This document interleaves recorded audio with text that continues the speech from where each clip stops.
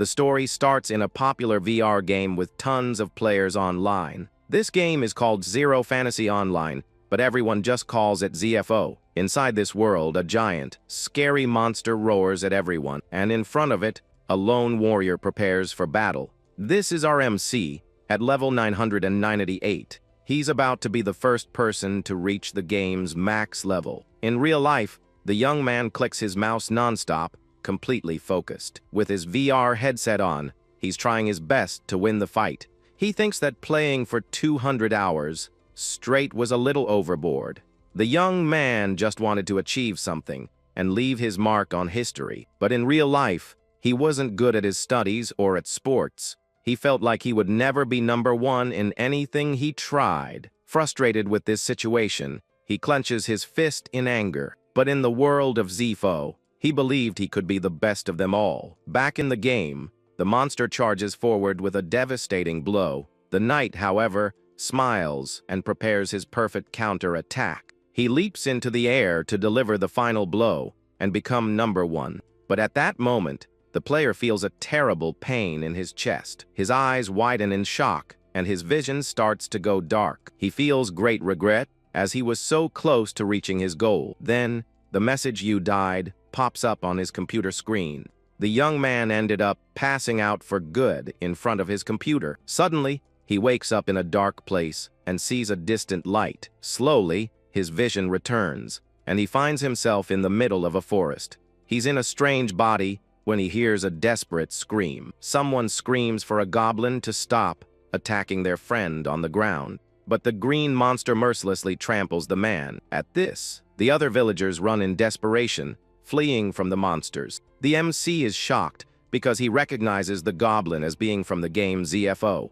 While he's thinking, a man with a pickaxe attacks the monster from behind. The villager lands a hit on the monster's head, but it doesn't do much damage. With that, the creature turns around, annoyed, and reveals itself as a level 7 fire goblin. The level 1 farmer is terrified by the huge power difference between them. Meanwhile, our MC realizes that he can now actually feel his body for real. Then it all clicks, and he realizes he's been reincarnated into the world of the game ZFO. With this discovery in mind, he immediately decides to check his status. A blue screen appears, showing his name is Alan, and he is at level 1. The young man is disappointed, as he was so close to being the first to reach the max level. At that moment, one of the villagers calls him an adventurer and asks for his help. The man desperately yells for the young man to save them from the monsters. The MC finds it strange that an NPC recognized him and is asking for his help. This means that, just like in the game, this world has a main storyline. He then asks them to wait a moment, as he's going to set his class right now. The villager is shocked and says it's impossible for a level 1 to beat that goblin. The young man agrees with him and wonders how he's going to defeat the creature. He looks at the class selection screen, thinking it will be difficult with a normal one. Among the options, he sees one called Crafter, which only has one skill. The young man remembers that in the game, this was considered the worst class of all, but he has a plan because the game's setting has now become his reality. With this, he believes he can use a specific feature of the Crafter class. Without hesitating, the young man touches the screen, and his class is set to Crafter. A blue light surrounds him, and he decides to test his new ability. The protagonist then concentrates and activates the skill called Craft. An energy cube forms in his hand and starts to change shape rapidly. Suddenly, an assault rifle appears in his hands, ready to go. He smiles, satisfied that his ability to create things worked perfectly. He remembers when he studied to become the most brilliant mind in the world. His knowledge was so vast that he even understood the structure of a fighter jet. The villagers are shocked, as they've never seen a weapon like that, and question his class. The MC then realizes that even in this world, the Crafter class is underestimated. As the new monster arrives, the young man puts his finger on the trigger again. He then fires over the villagers' shoulders to protect everyone. Aiming carefully, the young man hits the smaller goblins that were approaching. The creatures are hit dead on by the shots and have no time to react. The two men from the village look at the scene in complete shock. After that, The protagonist blows on the tip of the weapon like a pro. He realizes he can bring any modern weapon into this medieval world. That's why the young man believes the crafter class is the best of all. The villagers still don't understand how a level 1 defeated a level 7 goblin. They look at the adventurer and wonder what just happened there. The young man then offers his help so they can defend themselves on their own. At that, one of their weapons glows with an intense, blue, magical energy. The two men hold the rifles and are impressed with the creation. They then thank the young man for giving them such powerful equipment. One of the villagers worries about the chance of accidentally hitting an ally, but the young man says there's no danger because he put a restriction on the weapons. To prove his point, he fires in the direction of one of the villagers. Using his creation ability seems to drain a bit of his energy. The bullet bounces off the man's arm without causing any kind of injury. With that, they are filled with confidence and start shooting at the monsters. The creatures don't stand a chance against the firepower of the assault rifles. The young man watches the scene with a calm and very satisfied look. Suddenly, a level up screen appears, and he goes up to level 2. A chart explains that the experience is shared with the weapon's creator. After the battle, the villager hands the magic stone to the protagonist. He looks at the item and recognizes it as the stone from a fire-type goblin. These magic stones seal the monster's power and can be sold at the Adventurers Guild. Their energy is extracted for various uses. Suddenly, one of the men screams in fear and points forward. A giant goblin with armor and a shield appears before the group. The young man recognizes the creature as a very powerful boss-class monster. A screen reveals it's a level 13 goblin knight, much stronger than the others. Even so, the villagers feel confident and start shooting at the monster, but the bullets ricochet off the goblin's shield without doing any damage. The creature then smiles and mocks them, as it doesn't even feel a tickle from the attacks. With that, the men from the village are in shock, as their shots don't work. The MC realizes that at his current level, it will be hard to create a weapon strong enough. Without wasting time, the Goblin Knight charges, running toward them. Desperate, the villagers yell for the young man to run, or he'll end up getting taken out. He then grabs the magic stone and remembers he can use it for crafting. At that, the monster attacks with its club, but the young man already has a plan in mind. While dodging, he wonders if he can consume items as crafting material. So, he decides to test this theory by using the magic stone with his ability. An intense blue light surrounds the item, and a new piece of equipment begins to form. In seconds, a powerful rocket launcher appears in his hands, ready for use. The young man smiles, because using the magic stone as a material gave it a special effect. Sometime later, a giant stone golem appears in front of him out of nowhere. The adventurer, now level 13, just wanted to test his new creations in the forest. He just didn't expect to find a level 20 stone golem so soon. Even so, he doesn't hesitate and starts firing his assault rifle at the creature. The shots hit the stone monster dead, but don't seem to have any effect. Small, smoking holes appear on the golem's body where the bullets hit. To the young man's surprise, the stone giant begins to regenerate rapidly. In a short time, the golem is as good as new, without a single scratch on its body. The MC realizes that besides having an absurd defense, the monster also regenerates. He understands that physical attacks won't work, and he needs a new strategy. With a plan in mind, the young man decides to create an attachment for his weapon. Activating his ability once more, a bright blue light surrounds him again. A new item starts to materialize in his hands, ready to be used. The attachment fits perfectly onto his rifle, increasing its attack power. He thinks that if he loads a magic stone into the weapon, the power will increase a lot. With the right modification, he believes he can boost his rifle even further. Then, the young man opens his inventory to get the item he needs for the plan. From it, he takes out a golem magic stone that he found along the way. The young man fits the gem into the new slot on his weapon and decides to test it. At that, the stone begins to glow with an intense light, releasing its energy. The boy watches carefully as the magical power flows throughout the entire rifle. The weapon starts to transform and takes on the appearance of solid rock. Now, his equipment has a piercing effect, thanks to the magic gem. He's very satisfied, because the effect ignores the physical defense of enemies. At that moment, the giant golem roars and prepares to crush the adventurer. But the young man aims with his new weapon and prepares for the counterattack. Without hesitating, he fires a burst of shots in the direction of the stone creature. This time, the projectiles pierce the monster's armor, causing a lot of damage. The young man keeps firing without stopping, with his eyes completely focused on the target. The stone giant begins to crumble under the power of the piercing shots. With that, a huge explosion occurs, and the creature is finally defeated. After the dust settles, he levels up to 14 and feels satisfied. He notices that the magic stone in the attachment broke after being used. The MC then kneels and picks up the new gem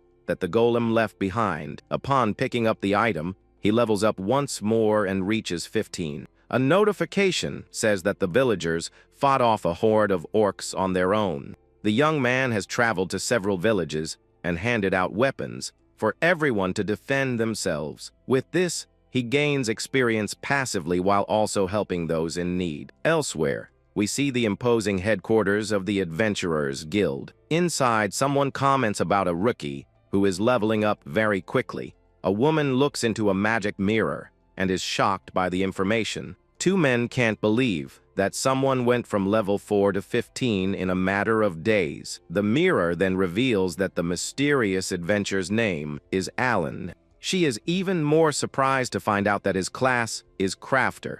One of the men says he recorded the rookie's last battle with his familiar. Then, the image of Alan against the golem appears, and everyone is in shock. In the video, the young man fires his rifle, and no one recognizes that weapon. They've never seen anything like it, and remember the stone monster's defense. But the creature is easily destroyed by the adventurer's firepower. Someone comments that his attack power is equivalent to that of a level 50. This doesn't make sense, because crafted weapons are supposed to be weaker than normal ones. They don't understand the logic but agree that the young man is on another level. With that, a man with glasses decides to report to the master about this vessel. At that, the crystal ball shows that Alan has started a new fight against a boss. This time, he's facing a level 27 sandworm in the desert. The young man thinks the monster is perfect for testing the limits of his new creations.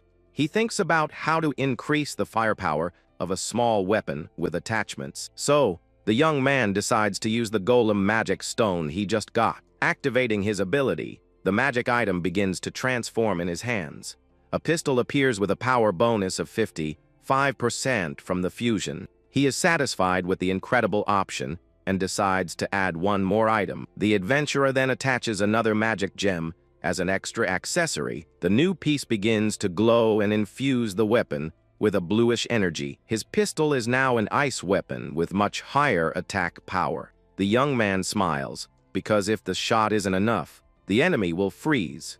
With the giant monster coming toward him, he thinks there's no way he can miss. He then aims the new weapon and fires an ice projectile at the creature. The bullet hits the worm dead on, and the ice effect activates instantly. The power of the shot begins to freeze the monster's body rapidly. In seconds, a huge frozen hole forms in the sandworm. The young man watches the scene with a serious look, very focused on the result. The upper part of the creature becomes completely frozen by the attack. Suddenly, the ice begins to crack and break into several pieces. The monster's body shatters, and the young man looks at his weapon, satisfied. He's impressed by the fact that a pistol can take down a boss like that.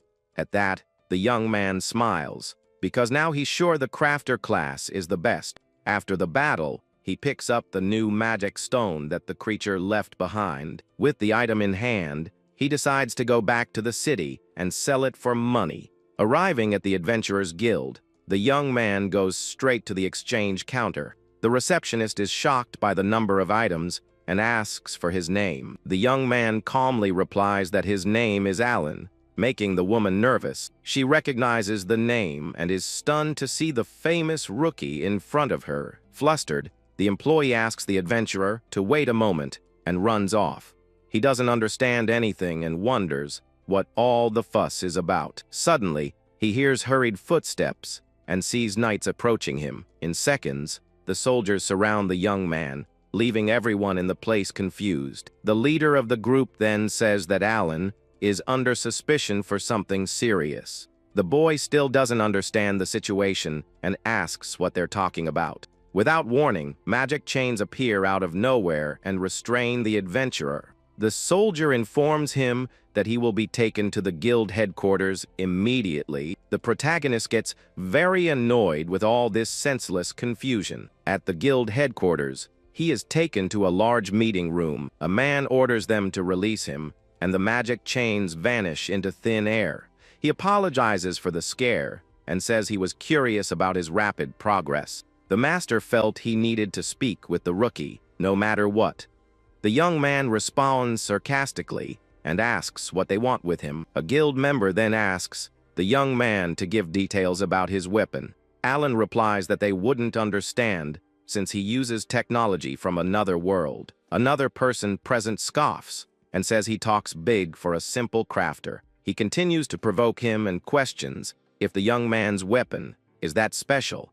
The MC realizes they are trying to annoy him into giving up information, so he says that he wants to be the first to reach level 999. The guild leader is surprised by the answer and asks the young man to wait. He asks if the adventurer's ultimate goal is to defeat the Demon King. The young man says yes, and that this would also help the guild, since the Demon King's army is a problem. The master agrees and says that humanity is facing a crisis never seen before.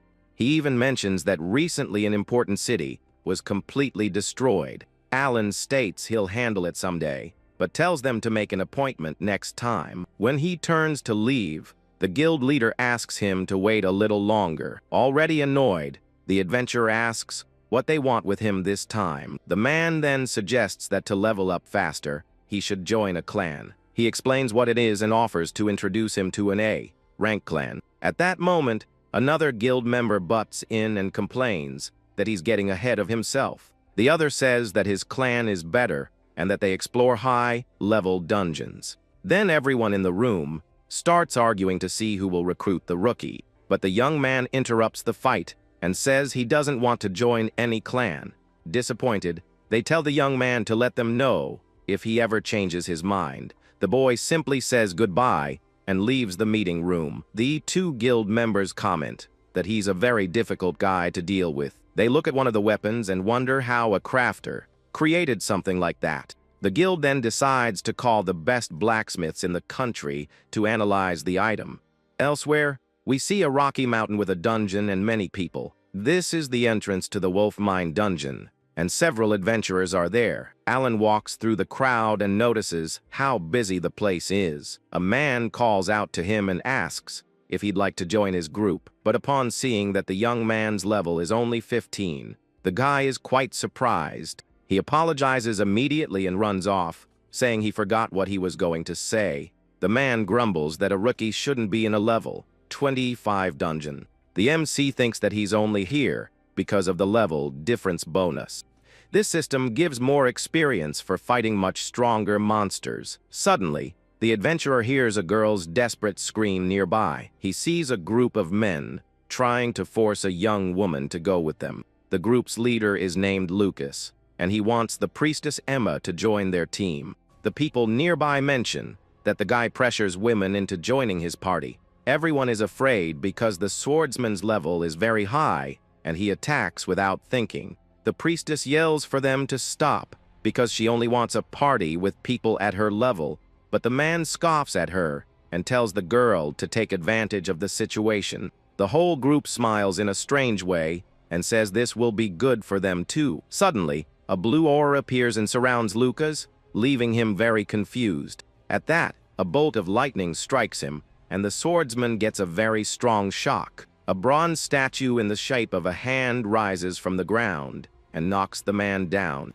Alan approaches the young woman and apologizes, saying it's hard to control. He says with a straight face that his creation ability missed its target. The swordsman on the ground writhes in pain and doesn't believe the mistake excuse. He gets up furiously and threatens the protagonist for attacking him like that.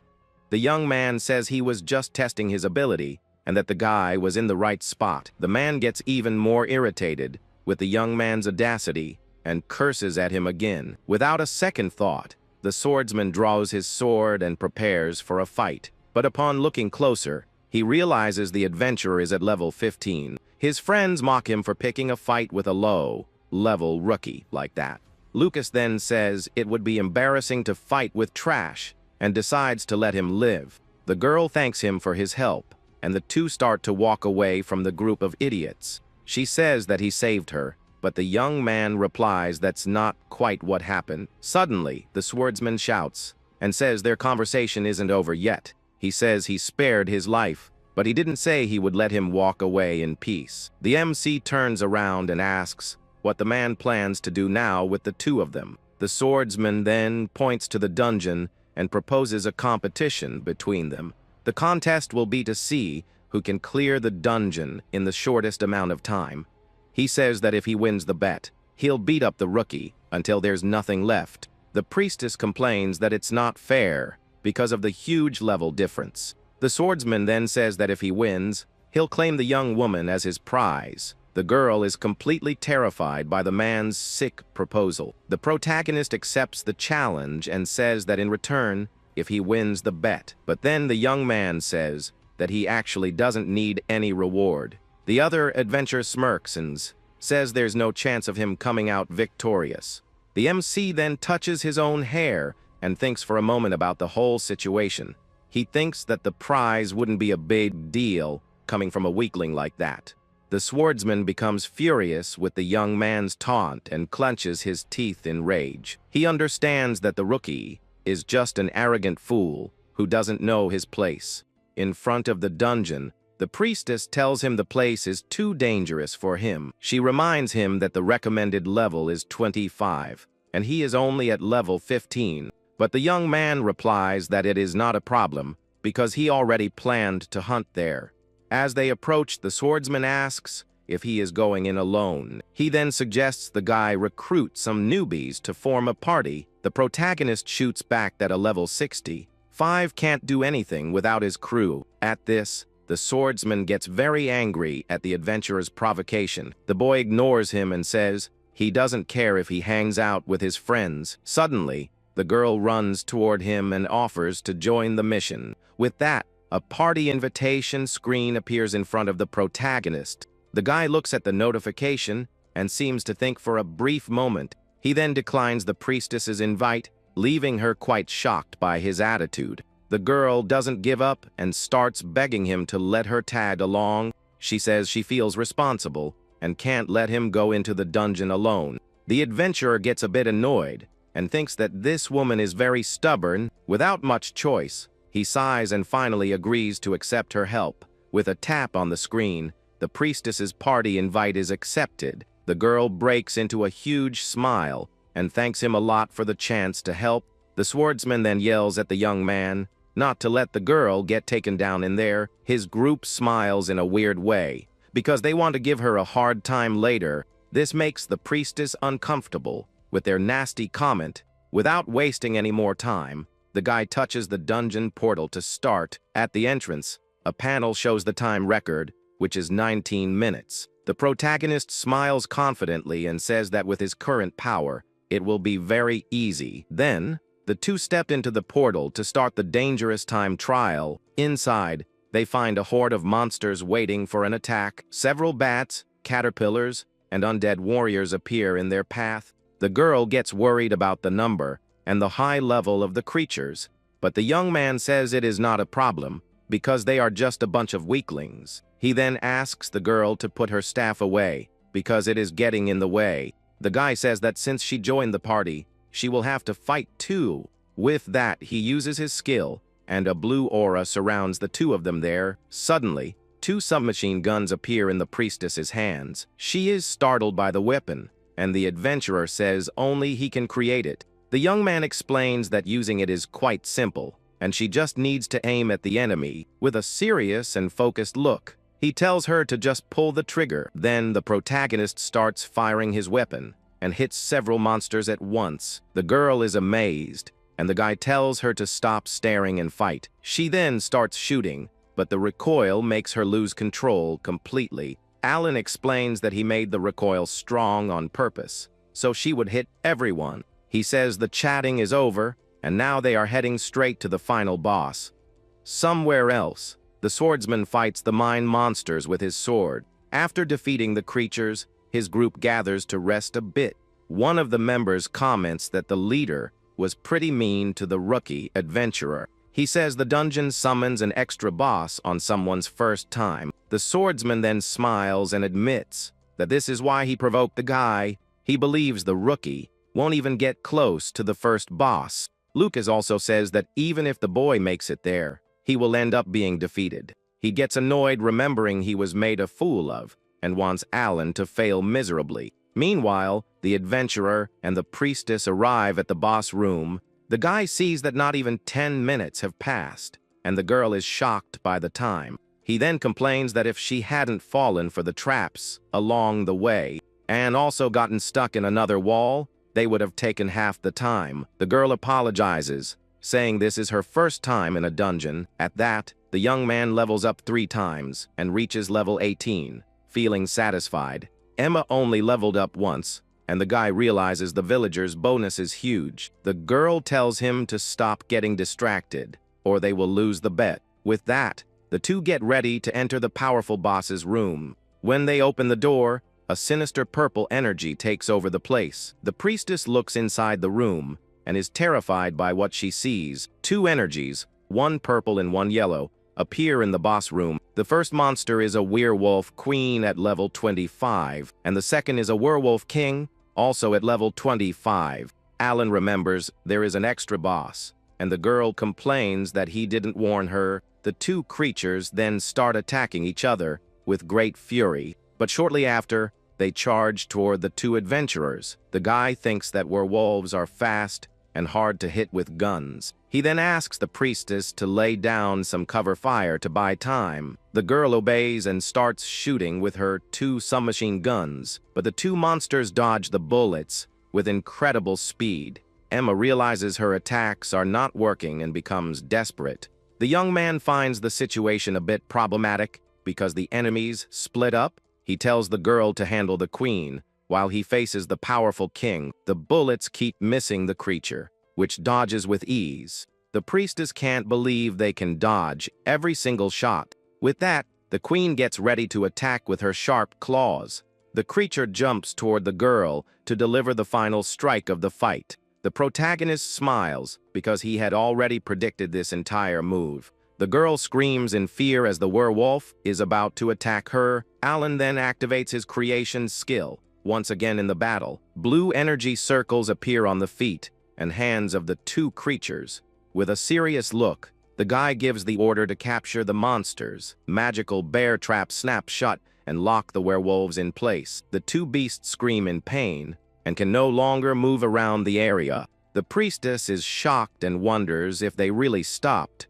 The adventurer says he just needed her to buy a little time. Emma is amazed because she didn't know the skill could be used like that. The guy feels happy for having tested his ranged creation earlier. With the monsters trapped, he approaches to finish the battle. He creates a pistol and says a werewolf that doesn't dodge is just a regular mob. The werewolf king tries to break free from the trap, but can't move an inch. With that, the guy points his weapon at the defenseless creature on the ground. With a cold look, he says goodbye and prepares for the final shot on the beast. After defeating the monster, he picks up a purple crystal that dropped from its body. The adventurer then turns around and looks toward his teammate. At that moment, the priestess runs over and says she also managed to defeat the queen. Then, a system screen pops up showing they broke the place's record. The young man says the job is done, and now they can finally go back. Walking out of the portal, they see the villagers, who thank them a lot for the help. The girl asks about the weapons, and the guy says she can keep them. The swordsman's friends see the 2 and notice that only 10 minutes have passed. They think the duo gave up and is running away to avoid meeting the other group. The protagonist then asks what they are talking about, and says they are already done. With a mocking smile, the two adventurers tell him to stop lying. The young man then tells them to check the crystal since a new record was set. The swordsman's friend doubts it and says his joke isn't funny at all. He also says the guy has no level and that his class is garbage. With a smile on his face, he touches the crystal to prove the young man is lying, but instantly, his face changes to an expression of pure shock. The crystal shows the record of 9 minutes and 48 seconds. Shocked, one of them falls to the ground, and the other doesn't understand how it was possible. The protagonist surrounds himself in a blue aura and says he will give a special tip. He then uses his skill and creates several weapons right in front of everyone there. One of the guys holds the weapon and wonders what kind of gear that is. The screen shows the attack power is 153, which is very high. The priestess smiles and explains that the weapon is very easy to use. She says you just need to aim at the enemy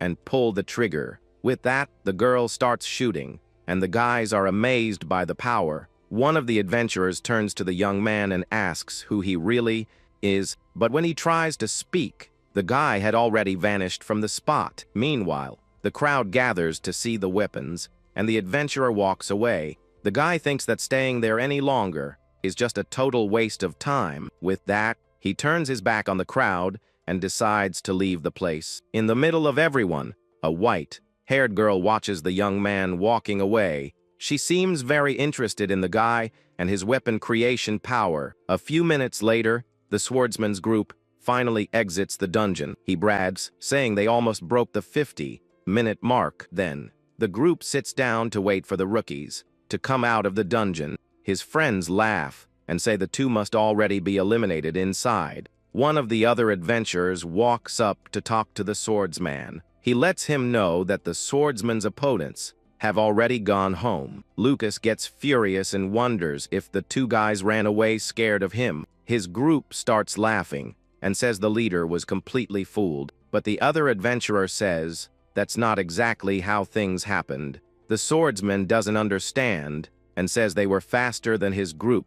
The guy explains that they weren't just faster, but they broke the record. With a shocked look, the swordsman can't believe what he just heard. He then runs toward the crystal and says, "This is impossible to happen." Not believing a word, he touches the crystal to see it with his own eyes. The panel then shows the new record of 9 minutes and 48 seconds. He remembers his group took almost an hour to clear the dungeon. One of his friends calls out to him to see if he is okay after the news, but the swordsman starts freaking out because he can't accept being outdone. He throws himself on the ground and yells that it is impossible to have lost to them. Somewhere else, a mysterious person is sitting in an office. This shady figure seems to be reviewing some important documents. He looks at a report about the guy and his new record in the wolf mine. With that, he realizes the young adventurer is the right guy for the job. Suddenly, a hooded mercenary enters the room to get an order.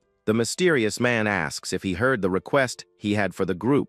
The shady figure confirms the mission and the request from his powerful boss. He then points to the report and shows the young adventurer's photo. The mercenary says the target seems like a really troublesome guy to deal with. With that, the boss tosses a bag of cash and says the reward will be huge. The mercenary then taps the photo and gets ready to receive the final order. Without hesitating, the mysterious figure orders him to eliminate the guy. Somewhere else, the priestess thanks the young man for all the help she received. The guy asks if she really needs to run away and offers to help, but the girl refuses because, as an adventurer, she can't rely on him so much. With that, the young man understands her decision and says goodbye to his companion. She asks him not to break the record because she wants her name in history. Then, the girl says they should meet again and leaves his party. Days later, the protagonist goes to a deserted place to test his skill. He uses his creation and hopes the plan works as expected. Successfully, a battle tank appears and its exterior looks perfect. The guy then climbs into the vehicle to test the internal controls. Inside, he sees that the controls were perfectly recreated. With a smile on his face, the adventurer commands the tank to move, but the vehicle doesn't move, and he realizes it needs fuel. His skill creates anything, as long as he understands the structure. But the creation doesn't work with things like water or electricity. The young man is not shaken because he expected this and has a solution. Inside the tank, he touches a component of the power system. In the world of ZFO, magic stones are used as a power source. This means he can use the stone to power his creation. He then realizes his creations can run on the stones. With the new power source, the tank's treads start turning. The vehicle then moves forward at high speed through the desert ahead. Pleased with the result, the guy celebrates the success of his test. After the test, the tank stops in the middle of the desert, and the young man watches. Suddenly, the magic stone inside the tank shatters into several pieces. The young man is startled because all the energy was consumed in a single instant. He steps out of the vehicle and realizes he still doesn't have the power to control the tank.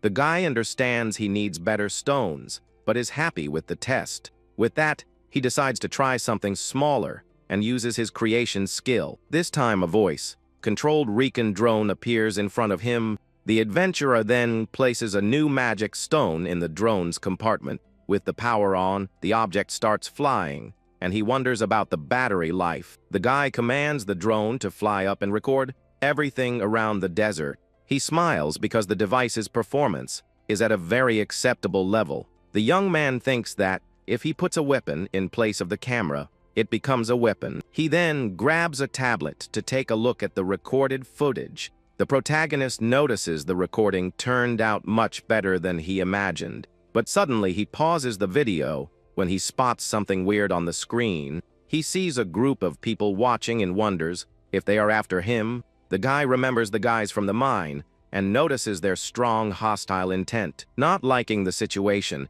he decides to go straight up and ask what they want. At that, one of the mercenaries warns that the target is approaching the group. Another hooded guy doubts he was seen because of their stealth skill, but the protagonist yells and calls out the 5 hiding in the rocks. With that, the 5 mercenaries are shown watching the young man from afar. One of them asks the boss what they should do now that they've been spotted. One of the group members gets worried about the weapon's attack speed, but the leader says the guy's weapon can't cause damage to humans. The young man shoots back that the mercenary got the whole situation wrong. At that, the boss corrects him and tells them to stay on guard because the target is dangerous. The adventurer then says he doesn't like hide and seek and tells them to come out. The group leader then appears and says they were caught off guard. With that, the 5 mercenaries reveal themselves and stand in front of the protagonist. The guy stares at the group and asks what their goal is there in the desert. The leader of the hooded men tells the young man not to stare at the group like that. He then reveals that their goal is simply to eliminate the guy. With that, the young man notices that the 5 enemies have vanished from his sight. He thinks they are 5 guys with very high stealth skills. The guy feels lucky to have chosen a very fast, firing weapon.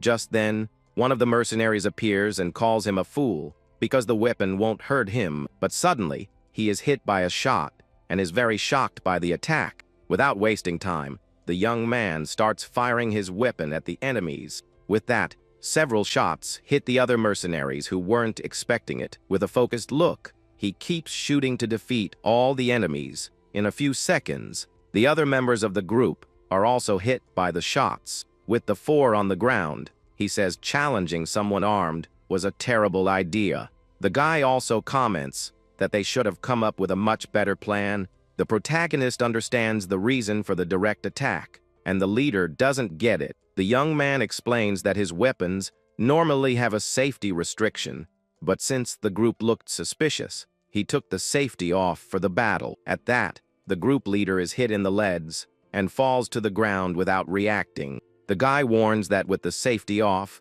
anyone who gets hit won't make it. The mercenary kneels on the ground, totally defeated by the young man's weapon. The adventurer then points the weapon at the mercenary leader's head.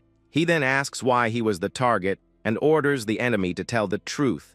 The mercenary replies that they just eliminate whoever is the target of the job. The young man asks who the client is, since he doesn't recall making any enemies. The mercenary says maybe The guy hasn't done anything wrong to be the target. He reveals that the young man is too strong, and some big shot didn't like that at all. The adventurer asks what he means, but the mercenary bites something in his mouth. With a smile, he says he is also a professional and can't say anything else. With that, he starts feeling sick and ends up falling lifeless on the desert floor. The young man looks at the body and realizes the mercenary took poison to take himself out. He steps back and thinks about being called strong even though he is at level 24. Suddenly, a voice praises him for turning the tables on the mercenaries. The guy looks toward the rock and asks who is there, and if they are one of them. The girl then climbs down the rock and says he has got to be kidding. With her arms crossed, she claims that she is actually on the young man's side. The protagonist stares at her with a serious look, very suspicious of the situation. He thinks he is strong but doubts anyone would be scared of such a low level. A mysterious voice praises him for defeating a group of veteran mercenaries.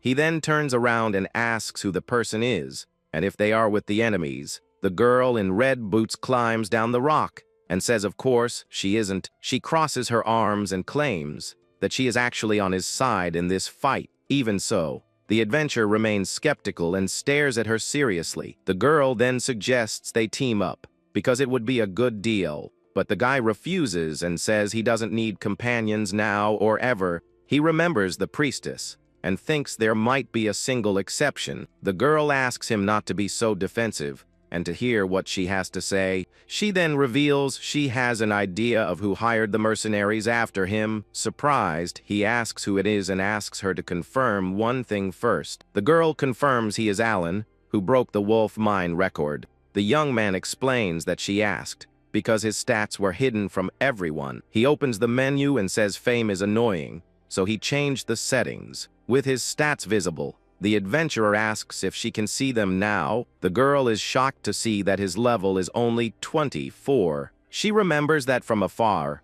she thought he was at least level 80. The guy then asks her to show her stats to make it a fair trade. The screen shows that sorceress Melissa is currently at level 50. With that, the young man asks who hired the mercenaries to take him out. The girl replies that she can't give that valuable information away for free. He glares at her angrily because he understands she wants something in return for the answer. Melissa confirms it and says that if he helps her, she will tell him everything she knows. The protagonist looks thoughtful and wonders what kind of help she needs. With that, the sorceress tosses a stone in the air, and the guy is left completely confused. She reveals she wants help going to the Crystal Sky Castle, a level 50 dungeon. The girl warns that it is not a normal dungeon, because its difficulty is one of the highest. Inside, there are many monsters and bosses that spawn completely at random. The place is full of traps that catch even the most experienced adventurers off guard, and deep within the place is the Crystal Dragon, a boss on a whole other level. The young man then asks if what she wants is help clearing that dungeon. The girl says she will give him the info if he hands over the Jade Dragon orb that drops from the boss. The guy thinks this orb is top-tier material for someone at the sorceress's level. Melissa then asks whether or not he will accept the deal she just proposed.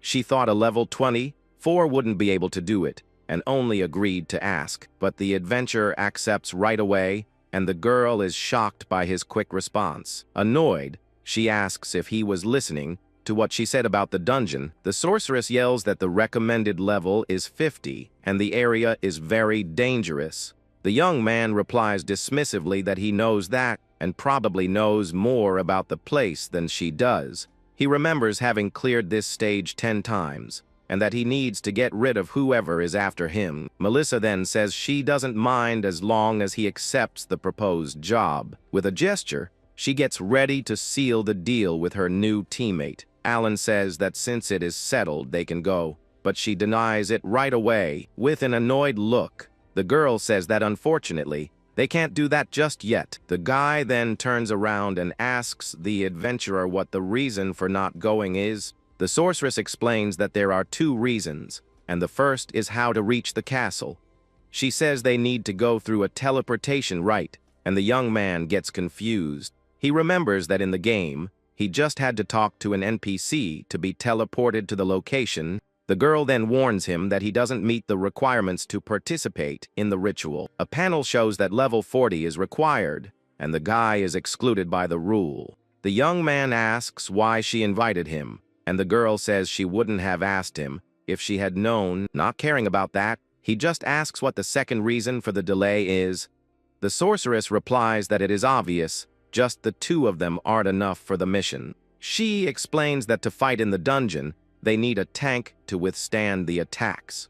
The girl continues and says they would also need an attacker with a lot of damage. She explains that as a sorceress, her attacks are area of effect and not focused on a single target. With that, his priority is to level up, and she says she is in no rush for the mission. The sorceress says this is a problem because she is in a hurry, and he asks the reason. Surrounded by a blue aura, he reveals he wants to be the first to reach level 99. With a determined look, the guy says he has no time to waste on trivial things. The girl says it is good to have dreams, but the only option is to level up to 40. The guy agrees and says the teleport's level restriction is a real problem. He then looks at the castle in the sky and thinks not even flight magic could reach it.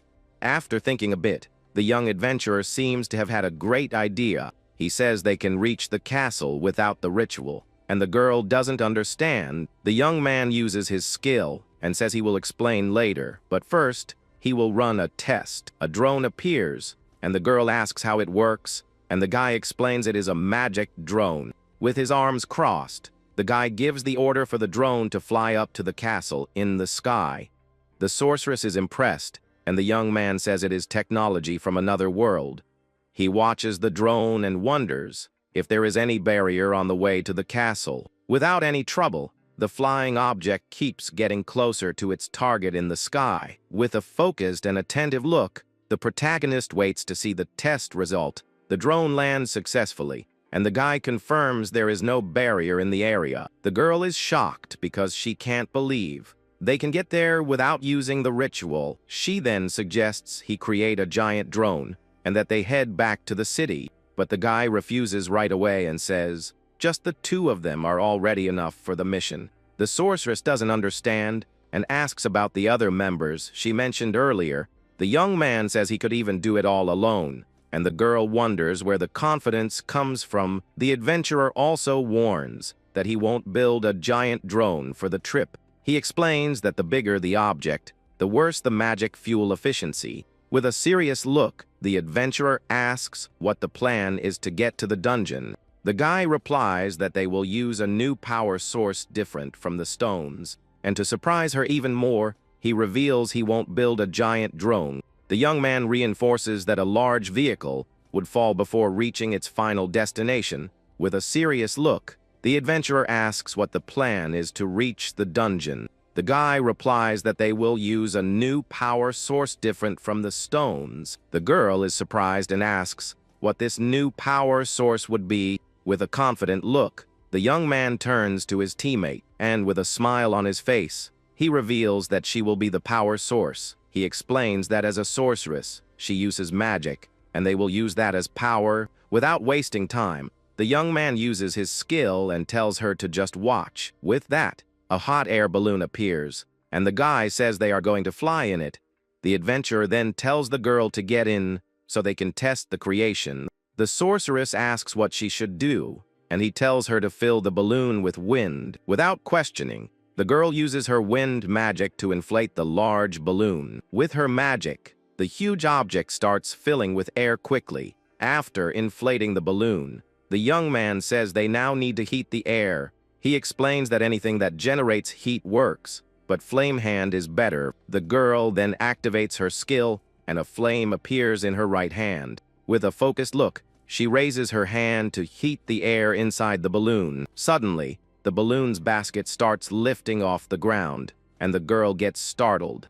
The guy explains that it is the difference in density that is making them float. He warns her not to let the fire go out, and she complains about not being told. The young man says it is no problem, because he will handle the dungeon enemies. The sorceress doubts it a little since he is only at level 24, but as the balloon rises, She thinks she has high expectations for him. With a determined look, she believes that with him, they might just make it. She then thinks that with Alan, they can actually clear the dungeon. After the long trip, the two finally arrive at the castle entrance. The adventurer praises the work, and the girl says it was nothing much. Inside, he notices there are many other groups of adventurers. The sorceress explains that if another group clears it, they will have to start over. The young man says to hurry up, because he won't let anyone take the orb. He says to leave the weak monsters to the others and focus on the goal. The sorceress starts explaining that the dungeon has 3 floors to clear. The guy interrupts her and says they need 3 crystals to go to the next one. With a smile, he says he'd love to tell her how he knows, but it won't be for free. The girl gets annoyed at her teammate's audacity. At that moment, suddenly, the two stop running and look at something in front of them. They see that another group of adventurers has already reached the first boss. The creature is a powerful Abyss Minotaur at level 45. The girl suggests they skip that floor, since there are 7 in total, but the young man refuses, because he doesn't want to give up that floor's crystal. He then approaches and tells the other group to get out of the way, with his arms crossed.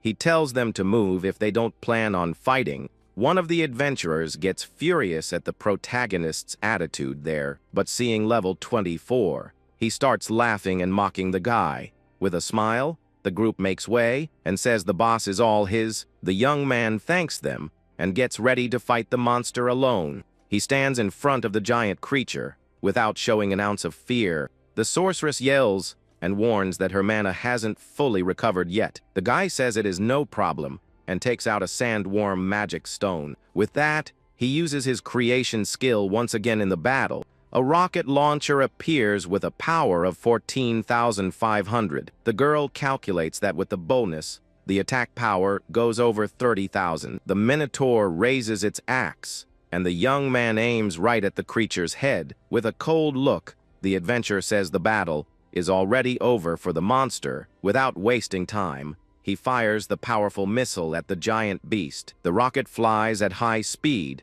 and hits the Minotaur right in the face. A huge explosion takes over the entire room and blinds everyone there. The sorceress shields herself with her arms from the attack's strong shock wave. The other adventurers are thrown backward by the force of the explosion. A system screen then announces that the boss was successfully defeated. The guy levels up to 25, and the others are shocked by the power. The girl is left speechless and praises the guy for the crushing victory. With a surprised look, she asks what exactly he did to win. The young man thinks he might not even have needed the magic stone to win. After the victory, he receives the first crystal, and 2 are left for the next floor. He then takes the Minotaur's stone, and the girl says she doesn't mind. Without wasting time, the 2 run to the dungeon's next challenge. The sorceress wonders how such a bad class defeated a strong boss. In the next room, they find a hallway with an abyss in the middle. The guy says that to get the other crystals, they need to cross there. The adventurer says the path is cut off and wonders how they will cross. But the young man says that is not quite right and that the path isn't cut off. He reveals that the floor is actually transparent and that there is a bridge. The girl is a little scared,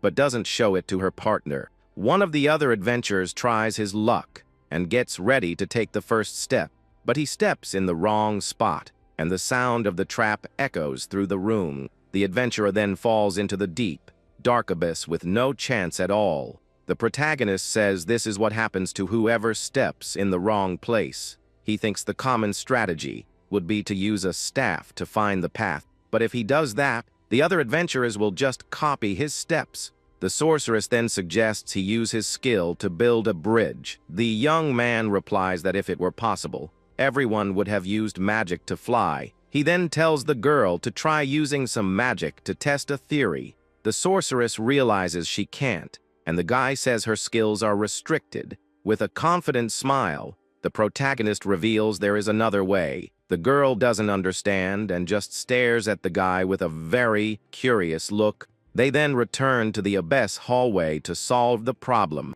With only 2 crystals left, they get ready for the final challenge. The guy explains that even with restricted creation, his inventory works. Night vision goggles appear, and he says he came prepared for the mission. He hands the gear to the sorceress, and she asks what it is for. He explains that with the goggles made from the bat stone, he can see the invisible. The girl is shocked by the guy's intelligence and asks when he made it. The young man reveals he crafted the item while she was distracted in the hot air balloon. The sorceress is even more impressed since she doesn't know the traps. With the goggles, he explains that it detects infrared light and sees the invisible through the equipment. The protagonist can see the path clearly. He says they can proceed now, and the girl praises his preparation. Suddenly, the adventurer picks the girl up in his arms, and she gets quite startled. He just replies that he is saving time to clear the dungeon. With a desperate scream, the sorceress clings to him as he runs. The guy warns her not to talk, or she will end up biting her own tongue. With the girl in his arms, he runs at high speed across the invisible path. The other adventurers are shocked to see the young man running on thin air. His partner screams and begs him to slow down and be careful. In a few seconds, they reach the end, and she tells him to hold on a second. At the end of the hallway, the path splits, and she asks which one is the right one. The guy says both are right, and that both have a crystal at the end. The young man asks if she is mad about something, and the girl tells him to shut up. He says he would love to split up, but is worried about her safety. With that, they decide to stick together, and she accepts, even if reluctantly. The adventurer thinks he needs her safe to get the information about the attack. In the next challenge, they find a hallway full of sharp blades. The sorceress says the place is dangerous and wonders what they should do. The guy creates a weapon and says the solution is very simple and straightforward. He starts shooting and destroying all the blades that are in the way. The girl realizes she can use magic, and the guy says skills work too. With a smile, she says this will be easy and creates a magic barrier. The two run down the hallway while destroying all the traps. In the final room, they find a giant wall with a crystal at the top. The sorceress asks if there are any traps, and he tells her to touch the wall. The girl touches it and complains that the wall is too slippery to climb. She suggests he use his skill, and the guy says she finally gets it. With a smile, he brags about the versatility his class has in the game. The sorceress tells him to hurry up and asks if he is going to use the balloon again. The young man replies, no, because a balloon would be overkill for a place like that.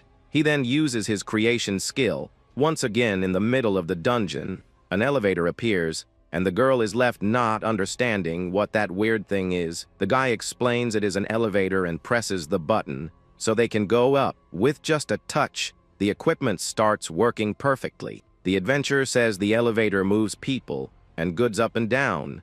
In the blink of an eye, the two reach the top of the wall and grab the crystal. With the second crystal in hand, only one more is left for the next floor. The guy says to head to the next one, and the girl tells him to wait a bit. In the final room, they find a huge swamp of dangerous poison. The young man warns that the poison is strong and can cause status effects. The sorceress asks what creation he will use to solve that problem. The guy just smiles and doesn't answer his teammate's question. He then uses his skill and gets ready to craft another useful item. A boat appears, and the girl is impressed because she wasn't expecting something like that. She thinks it is very normal, and the guy asks if she said something out loud. The girl brushes it off and thinks she was expecting something more mysterious. The protagonist says there is no need to overdo it and tells her to get in the boat. Inside, the sorceress asks about the oars so they can move. With a mischievous smile, he says that is where teamwork comes in. The girl doesn't understand what he meant and stares at him with a confused look. She then realizes her magic will be used as propulsion for the boat. With an annoyed look, she complains because that puts a lot of pressure on her. While she rows, the guy just relaxes and rests with his hands behind his head. After crossing the swamp, the two finally reach the last crystal. With the 3 crystals in hand, they finally complete the first floor. The girl says she thought it was impossible, but it was easy, and he replies that it is only natural. He then brags and says his craftsman class is the strongest of all. With that, he turns his back and says to head to the next challenge, but the sorceress thinks the craftsman class is not the most powerful of all. She then realizes that the truly strong one is actually the guy himself. Even though they haven't known each other long, she says she can confirm one thing. She is sure the young man will become a historic adventurer. Minutes later, the two arrive at the lower floor's transfer room. The guy says that by placing the crystals on the pedestal, they will go to the next floor. The girl comments that he never gets lost and seems to know everything about the castle. The young adventurer just replies that he bet his whole life on it. With that, he places the 3 crystals on the pedestal, and they glow brightly. The system authenticates the crystals, and they are teleported to the middle floor. The two then arrive at the middle floor entrance, which looks quite different. The guy says the middle floors are a different instance dungeon. He then compares the situation to a matryoshka doll, and she doesn't understand.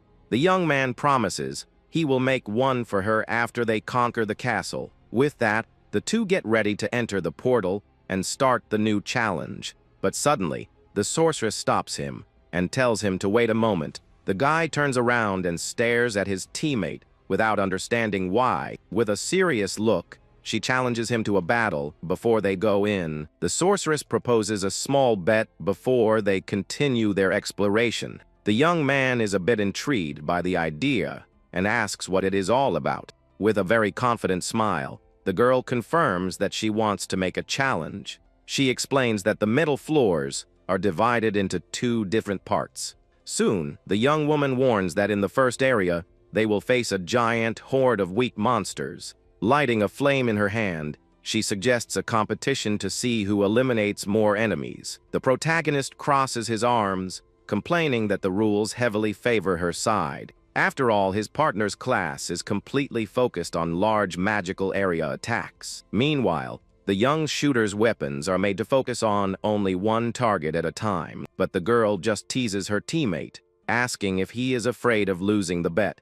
Placing her hands on her hips, she claims that she will show the true value of her power. With an intense look, the sorceress thinks she will make the shooter acknowledge her strength. At that, the adventurer accepts the challenge, thinking it will speed up the floor anyway. Standing in front of the blue portal, they agree that the loser will pay for an expensive potion. As soon as they step through the door, the duo comes across a bizarre crowd of creatures in the arena. Several half-pig monsters and goblins stare at the invaders with glowing red eyes. With a serious face, the blue-haired girl prepares to start her devastating attack. On the other side, the young man also focuses his gaze, ready to begin the unstoppable clearing. A system screen warns that the first test requires defeating 1,500 angry beasts. At that moment, the girl already starts casting a wind magic spell, turning the creatures into dust. Using all her power,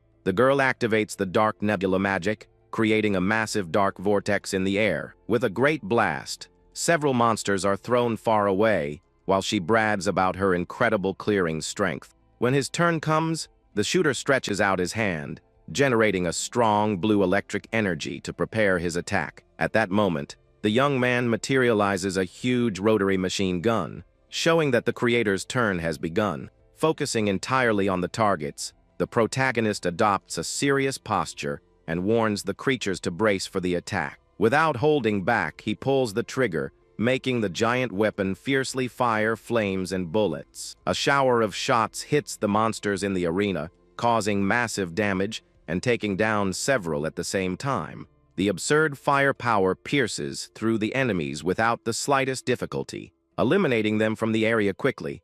Watching the massive takedown, the partner is in shock, realizing that the damage and shooting speed border on the absurd. Holding the heavy weapon, the shooter explains that mobility is bad, but the elimination capacity is perfect. But the girl refuses to give up, getting furious about almost losing an area, clearing to a different class. Gathering even more energy, the young woman floats in the air, surrounded by a strong magical aura, ready to fight back. A few minutes later, the scoreboard reveals that the shooter got 800 takedowns, securing the victory over his partner. Completely exhausted, the sorceress remains on the floor while her teammate walks by and says she focused on the wrong opponent. Keeping a calm look, the protagonist tries to cheer up his teammate, commenting that the match was actually pretty close. However, the young woman remains silently outraged for having lost exactly in her biggest combat specialty.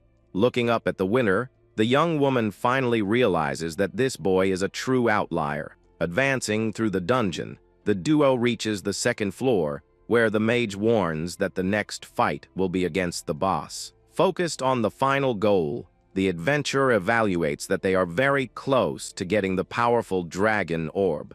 Blushing slightly, the girl confesses that exploring that dangerous place seems way too easy with his help. With a focused look, the shooter already prepares himself mentally for the big battle ahead. Standing back to back, the duo faces a strong blue light, while the girl warns that the enemies have arrived. Suddenly, a huge paw with sharp claws hits the ground hard, kicking up a lot of dust. The floor boss appears, being a purple ogre riding a beast that looks like a large lion. A panel reveals that the top creature is a level 50 crystal ogre with a scary aura. Meanwhile, the boss's mount is a level 50 crystal manicore, also with red eyes. The sorceress is shocked by the duo, and the young man notices they use coordinated attacks. She then says they need to separate them, but her partner disagrees and activates his creation skill. With a confident smile, the shooter creates a rocket launcher and says he will blast both of them. The girl recognizes the weapon that defeated the previous boss in one hit,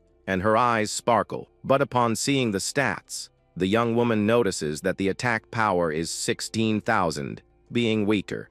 The young man explains that it is a normal version because a direct hit still guarantees victory. A diagram shows that creations with magic stones are strong but break after use, giving them no time to chat. The monster duo glares at the adventurers with malicious eyes. With that, the creatures jump toward the two with incredible speed, preparing to strike. The protagonist then quickly orders his partner to freeze the entire arena floor. Although surprised by the request, the mage obeys and places her hands on the ground to use her magic. A huge path of ice forms and advances at high speed toward the two bosses. The young man thinks that the manticore is very agile, and a frontal attack would easily be dodged. So, his plan is to force the creature into a situation where it can no longer dodge the attack. However, the beast jumps over the ice path before touching the frozen surface.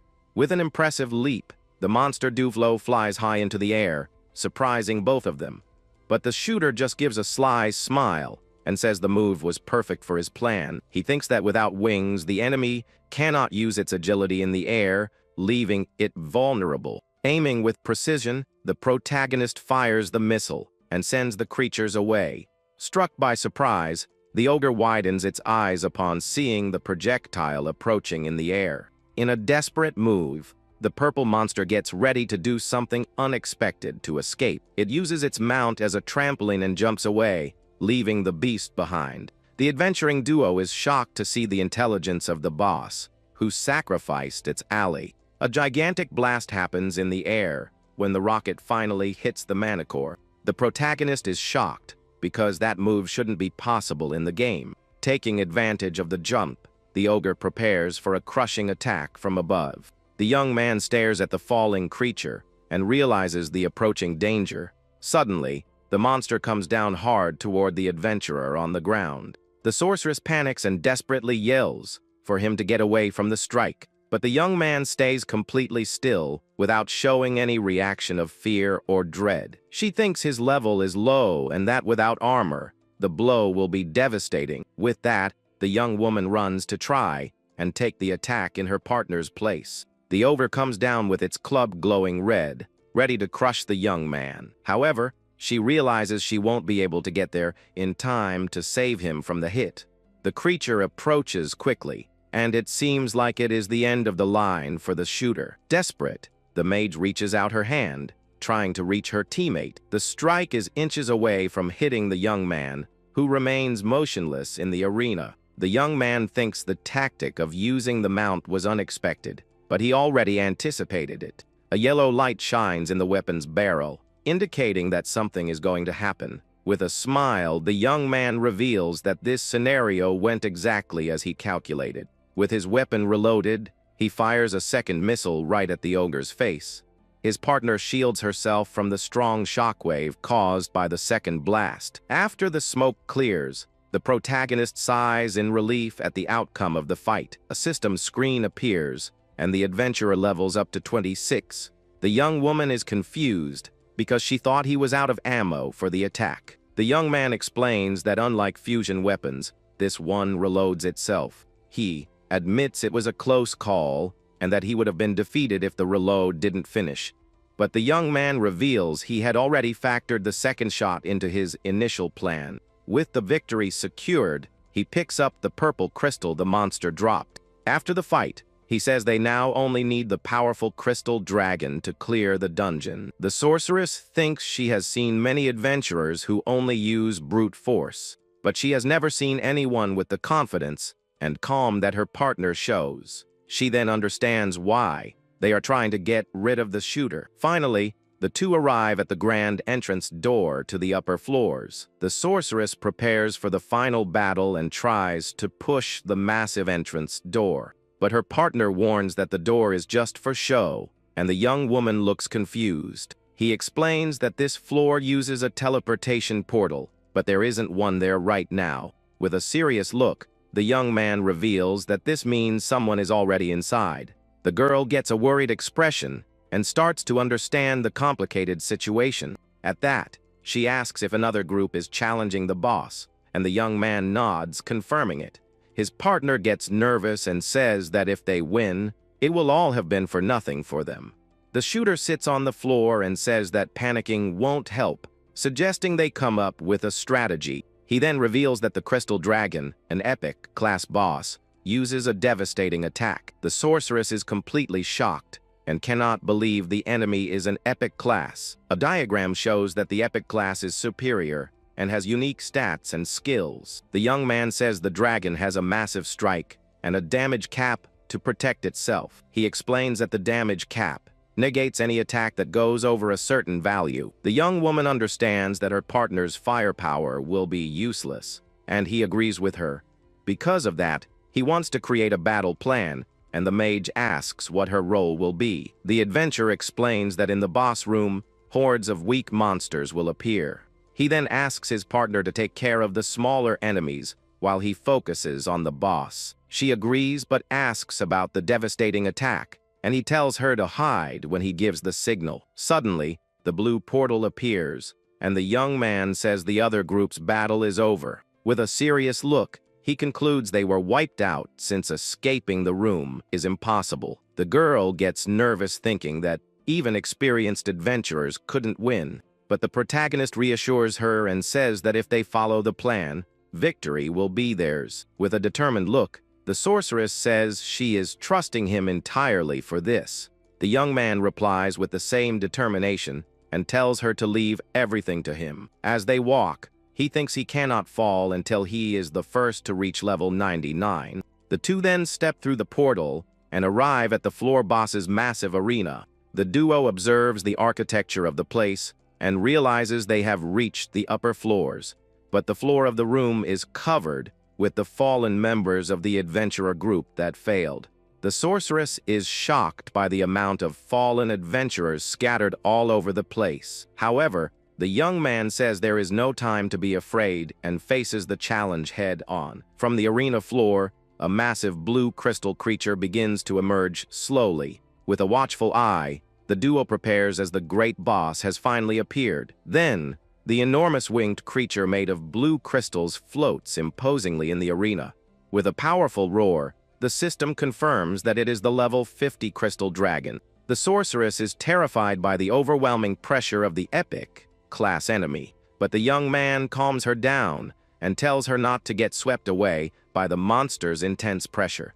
He then warns that the creature isn't the only enemy, as other beasts have appeared behind it. The duo faces the great crystal dragon, flying imposingly in the dungeon sky. The young man creates the machine gun and tells his partner to handle the monsters while he deals with the boss. Wasting no time, he begins firing a barrage of shots at the dragon. The giant creature roars in pain and fury as it gets hit by the weapon's projectiles. The young man thinks the machine gun is perfect against the enemy's damage cap. The sorceress is impressed to see her partner pressuring an epic boss. He thinks that even though it is a tough opponent, there's nothing to fear if they know the tricks.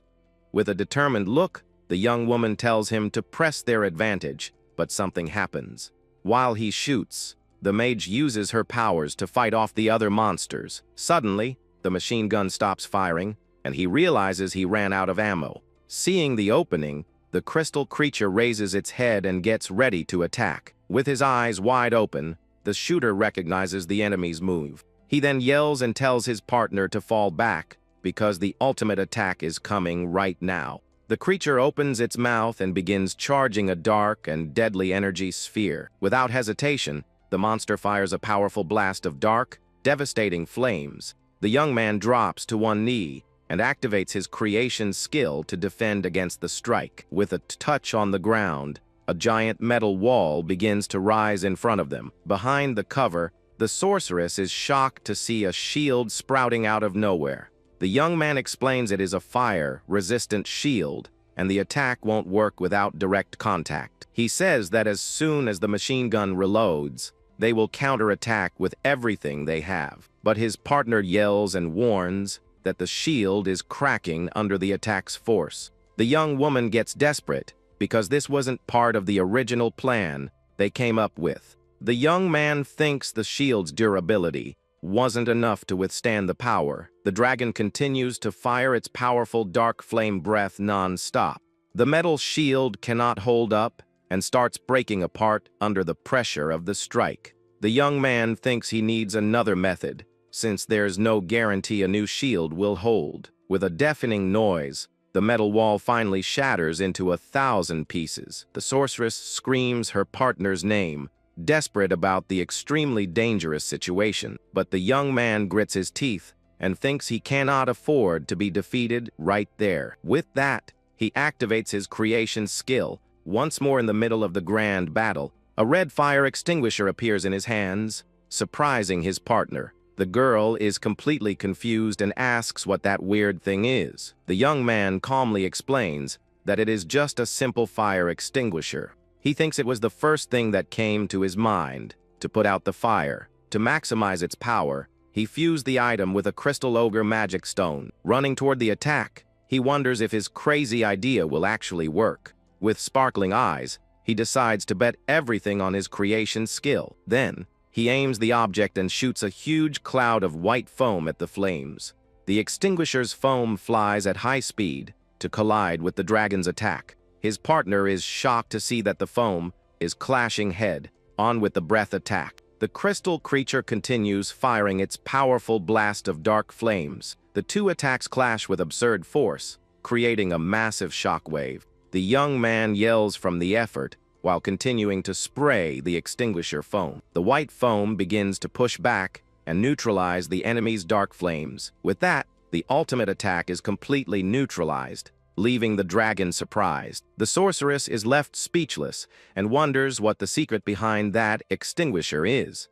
The young man explains that, as the name implies, it is just a tool to put out fires. With the crisis averted and his weapon reloaded, he says it is time to strike back. Without wasting a single second, he starts firing the machine gun again. The creature is hit by several shots, and its health bar begins to drop. The girl celebrates with a smile, seeing that the plan is working perfectly. The dragon roars in pain and backs away, while the duo carefully watches the scene. He then tells her to ignore the weak monsters, so they can finish off the boss together. The sorceress agrees with a determined look and accepts her partner's plan. With that, she activates her magic and creates circles of red energy to help with the attack. On the other side, the protagonist keeps firing the machine gun at full force.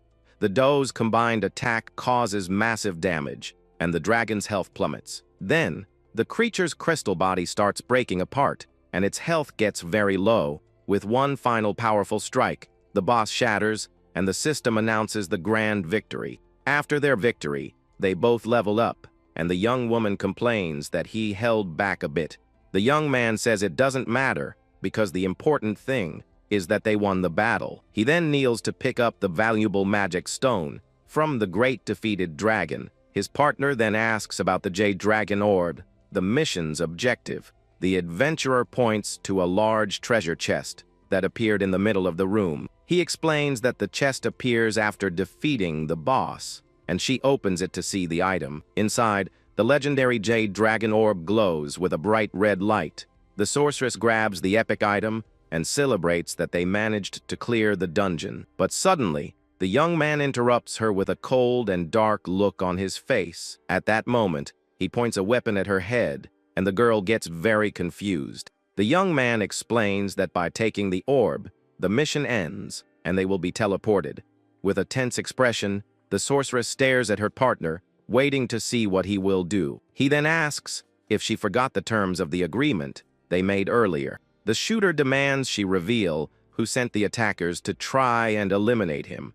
The young woman agrees to tell him everything and asks him to put that dangerous weapon away. He then lowers the weapon, and the girl sighs in relief at the less tense situation. She then prepares to reveal the identity of the person who wants him gone in the story. The two stare at each other in the empty room, waiting for the big revelation about the mastermind. But to his surprise, she reveals that she doesn't know exactly who gave the order. The protagonist is shocked and very angry at his partner's unexpected answer. Angry, he points the weapon again, and the mage asks him to calm down a bit. She explains she has an idea of which organization it is and possesses solid information, but the young man thinks about the proposal for a bit and lets out a more relieved sigh now. He agrees to listen and says he will let it slide if the information is useful to him. The shooter then asks which organization ordered his elimination, and she asks if it is a clan. The young woman replies with a serious look and says it is something much bigger than he imagines. With a dark expression, she reveals that it is the Adventurers Guild that wants to get rid of him. The young man is completely shocked and speechless at his partner's bombshell revelation. He questions the reason, since the guild's goal is to defeat the Demon King, and he cooperates. The girl explains that it wouldn't be a problem if he were just an ordinary adventurer, but the big problem is that the protagonist is simply too strong for them. At that, he remembers the words the attacker said to him before their fight. The attacker had said he was too strong, and that the powerful ones didn't like that. She says he is strong and, at this rate, might defeat the Demon King, which some people don't want. The young man asks why not, and she says the answer is actually very simple. The young woman explains that if the Demon King falls, the world will be at peace, and the guild will be disbanded. He concludes that they eliminate talents to protect their positions, and she confirms the theory. His partner reveals it is just a group known as the Demon King's Remnant faction. The shooter then asks who the faction's leader is and thinks about defeating him to solve this. However, the young woman reveals that the big problem is that no one knows who the group members are. She explains they don't help the enemy, which is why they don't commit open sabotage. His partner says the faction isn't limited to executives and includes many other types of people. Tavern owners and anyone who would be threatened by the villain's defeat could be a member. The protagonist scratches his head and thinks that if he thinks too much about it, there will be no end to it. The sorceress says that judging by the methods used this time, the culprit must be someone from the guild. He says he won't forgive anyone who gets in the way of his progress and asks about the other targets. The young man corrects himself and says he wants to know about other promising rookies who are also being hunted. Awkwardly, the girl reveals that she herself is one of those targets, and the young man feels embarrassed. The young woman coughs a little to cover up the awkward moment she just created. Regaining her composure, she gets ready to talk about the countermeasures against the pursuers. With a serious look, the young man faces his partner, ready to hear the rest of the information. But suddenly, a light teleports everyone outside, and the other adventurers are confused. One of the men is shocked and wonders if anyone managed to defeat the crystal dragon. At that, a glowing blue message starts to form in the sky in front of everyone. The system announces that Alan and Melissa defeated the boss, and everyone is very surprised. Then, the duo is teleported to the ground, and the young man says it is time to head back to the city. The young woman asks how they are going to get down and reminds him he cannot use teleportation. Calmly, he answers that it is no problem, and he will just create a parachute. She is confused by the object, but suddenly the other adventurers spot the duo. One of them points at the sorceress and deduces that the man next to her is the guy named Alan. The crowd approaches and congratulates the young woman on the feat of clearing the floor with just 2 people. The young man comments that she is a celebrity, and his partner brags that she is a rising star. The crowd gets excited and asks the girl to tell them how she managed to conquer the castle. With a smile, she tries to calm everyone down and says she isn't the amazing person there. Then, the young woman points to her partner and reveals his level 27, shocking everyone. No one believes it because he is a low level and has a class they think is useless. The protagonist looks at everyone's levels around him and realizes they are much stronger. With all the attention on them, he thinks this is the chance to promote his weapons. The sorceress says they only won because of him and that the power of his creations is insane. She asks him to show them, but the young man praises his partner in his mind and turns down the idea. He interrupts her and says he is just a level 27 creator and didn't do anything special. The young man tells everyone that his partner defeated the crystal dragon all by herself. With that, he says he only tagged along because of the mechanics and would be defeated without her. The sorceress calls his name somewhat awkwardly and with a smile on her face upon understanding. The young man looks away, and his partner doesn't understand his sudden attitude. He thinks that drawing attention will make it harder to level up and decides not to sell anything. With a glance, the young woman understands the strategy and realizes what he is trying to do. She thinks he is giving her all the credit so he won't be noticed by his enemies. The crowd believes the story and starts praising the sorceress's beauty and humility. The girl's face turns completely red, and she desperately asks them to stop it. While the young woman deals with the fame, the crystal island floats in the sky far from the city. The scene then cuts and shows their kingdom's large and bustling royal capital. Back in the city, his partner asks what he will do, and the young man says he will go to the inn. With a serious look, the young man explains he will use his magic stones to create items. The sorceress says they will part ways and jokes that it must be hard for him. The young man says goodbye dryly, and the young woman asks if there is nothing else to say. With her eyes closed, she thinks and says she finally understood what is bothering her. She says she got the item, but only gave him vague information in return. Striking a confident pose, his partner says she hates that because it feels unfair to her. With that, the young woman promises to investigate the enemy faction as much as she can for him. The shooter agrees and says more information is always welcome for his plan. The young woman invites him to hunt together and says next time she will carry him. The protagonist just gives a small smile at his partner's confident proposal. She says goodbye and tells him to be careful, and the young man wishes her the same. As he walks away, the sorceress thinks she cannot believe she was carried by someone. The girl is still shocked, remembering that he is a level 27 creator. She creates a fireball and wonders if she can become as strong as him if she masters her class. But suddenly, the young woman's expression changes, and she feels something strange in the air around her. Walking down the street, the sorceress feels a strong hostile intent coming from somewhere. From a window, a masked attacker appears holding a bow and arrow. The girl's eyes go wide when she notices the imminent threat in the area. Without hesitating, the enemy aims his arrow right at the unsuspecting protagonist. His partner screams his name as the arrow flies at high speed in his direction. The projectile gets very close to the young man's neck, who hadn't noticed the fatal attack. But at the last second, a green barrier pops up out of nowhere and successfully blocks the arrow. The attacker is completely shocked to see his surprise attack fail.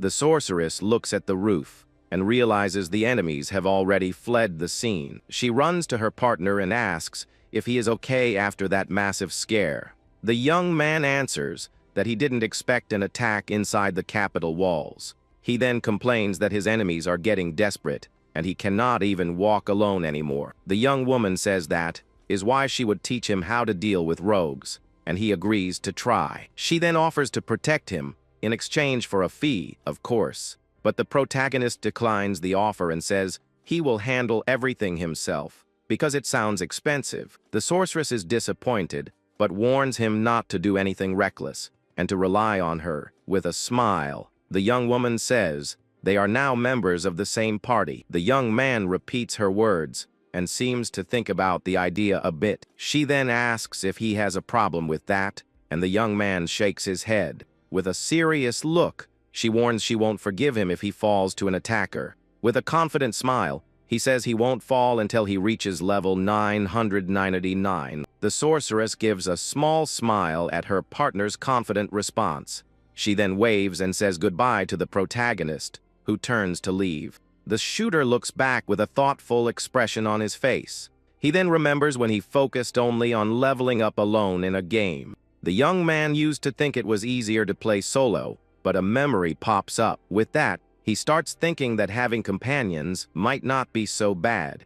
Back in the present, he sighs and thinks this feeling isn't like him. For now, he decides he needs to prioritize the issue with the attackers. The next morning, the protagonist walks through the city streets very early. The young man thinks he never imagined having anything to do with this place, but he was forced. With a determined look, he arrives in front of the Grand Clan Association. The young man stares at the large building with a serious expression on his face. The day before, he asked his partner how to deal with attackers. The young woman then revealed that the fastest way to stay safe is to join a clan. The shooter gets a bit confused and questions the sorceress's suggestion. She starts to explain, but the young man interrupts her and says he already knows the basics. The young man then asks how that would help him deal with the attackers. His partner explains it is like animals in a pack, as there is safety in numbers. That is why she recommends a large,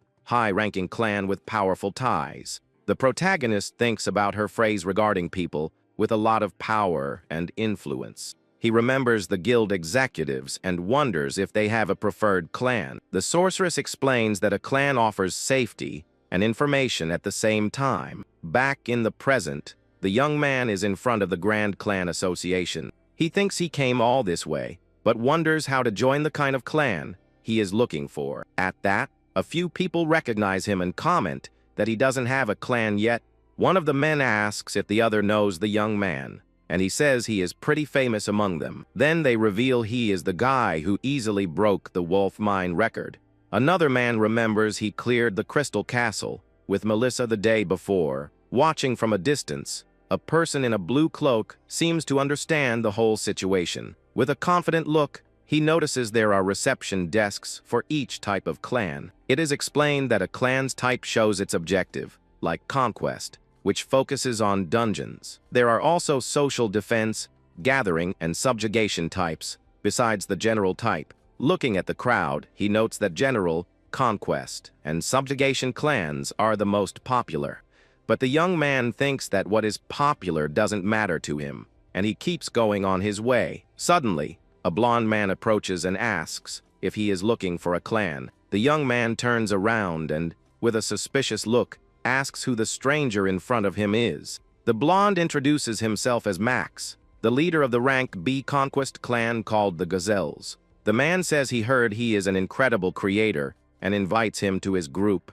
The protagonist just listens to the man's proposal with a serious expression on his face. At that, another guy arrives and tells him not to join a conquest clan, but rather a general one. The newcomer invites him to his rank B general clan called the Tigers, saying they will welcome him warmly. Max gets angry at the interruption, and the shooter suggests they should use numbered tickets.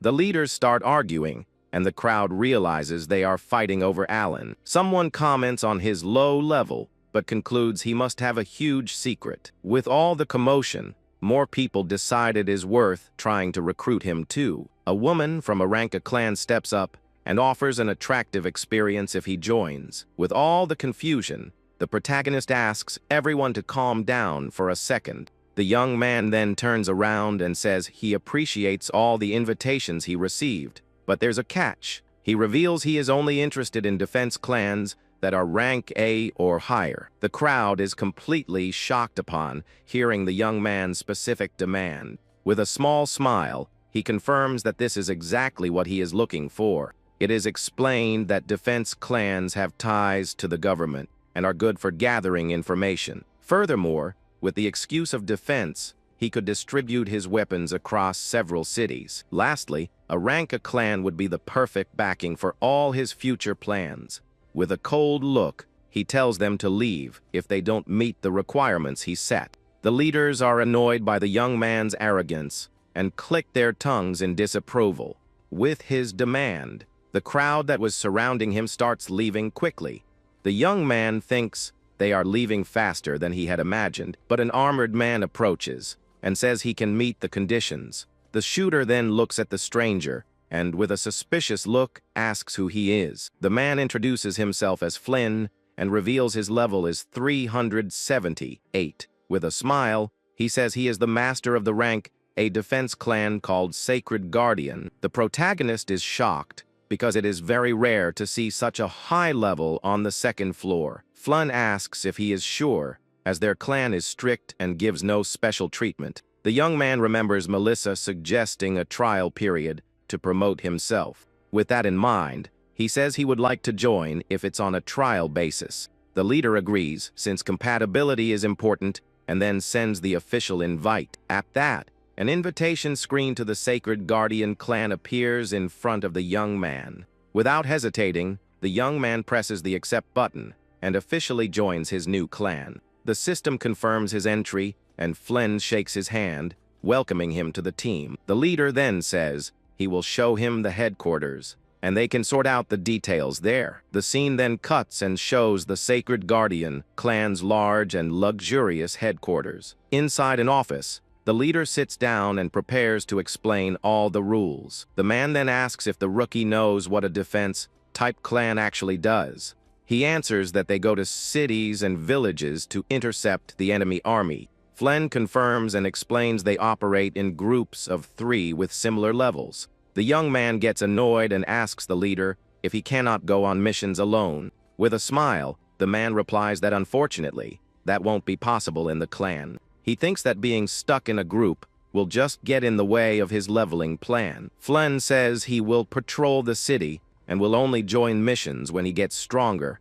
The young man thinks he won't level up like that and still runs the risk of being targeted by enemies. The leader finishes the explanation and asks if the young man has any questions, but he stays quiet. He thinks he cannot work like this, but quitting won't solve the enemy problem. The man notices the rookie's silence and asks if something is wrong with him. Sighing, the protagonist thinks he has no choice but to negotiate the terms. The young man says he has no questions, but would like to make a request to the leader. He says he isn't interested in patrols and asks to go straight to defense missions. The master apologizes, but with a serious look, says he needs to follow the clan's rules.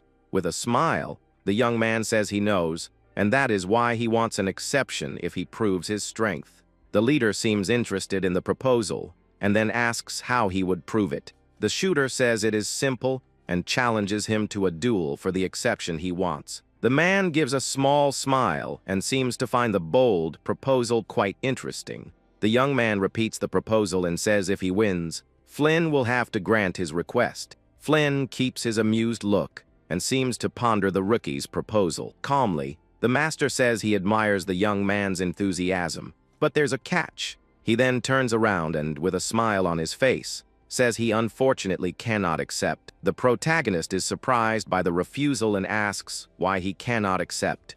The leader explains there is nothing for him to gain from this fight, so it isn't worth it. The man suggests he participate in activities for a week and then talk to him again. Annoyed, the young man agrees but warns that since it is a test, he will leave if he doesn't like it. He then realizes that continuing to argue won't lead anywhere right now. Suddenly, the leader changes the subject and says they have finally arrived at the headquarters. The man then explains with a smile that these are the young man's new team members. At that, the door opens, and a voice asks the master if that is the third member. The protagonist turns around with a suspicious look to see who his new teammates are. The master introduces Noki and Hina, revealing that they are both Lancer classes. With a smile, Noki introduces himself and, showing his level 55, greets him. Hina also greets him with a smile and reveals her level 40 on the screen. With an annoyed expression, the shooter thinks he will have to form a party with them. He questions the level difference,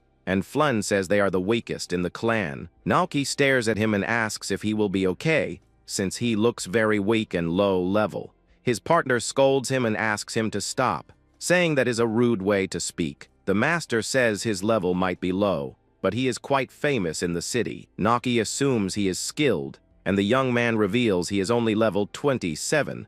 The Lancer is shocked to see he is a creator, and even says the class is terrible.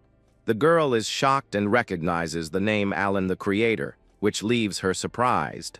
Naoki then asks how she knows the young man, and he wonders what Alan she is talking about. She reveals he cleared the Crystal Castle with Melissa, and her teammate is shocked. With a smile, the leader comments that hearing about the young man's achievement is quite impressive. The young man then asks if the master didn't know, and he laughs, saying my bad. Flynn explains he saw the crowd at the association and only went to check it out of pure curiosity. Even so, he let him in because he figured someone drawing so much attention was talented. The Lancer girl gets all excited and asks the master if they can really party up with him.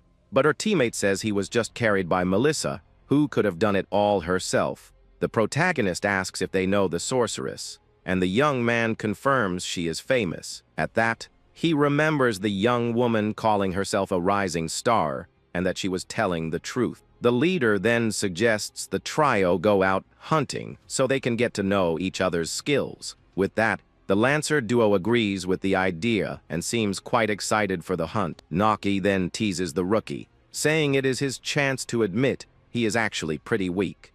The shooter thinks the guy is annoying and decides to just praise him a bit to avoid a fight. So he says Melissa did everything by herself in the castle, and he was just a leech. The Lancer gets all smug and yells that he knew that was exactly what happened. With a smile, he tells the rookie to leave everything to his senior, and the young man agrees. The trio then says goodbye to the master and sets off on their first mission together in the forest. The leader thinks the rookie is a terrible liar and wouldn't get there at level 27. He doesn't know the method, but an adventurer who does the impossible isn't a leech. Then, the group arrives at the Trent Forest with a recommended level of 35. The young man says he doesn't know the place and that he avoided the forest in the game because the gains were bad. His teammate explains there are monsters called Trents there, which look like trees. The young man then asks if they cannot use detection skills to find them. Naoki says not to underestimate them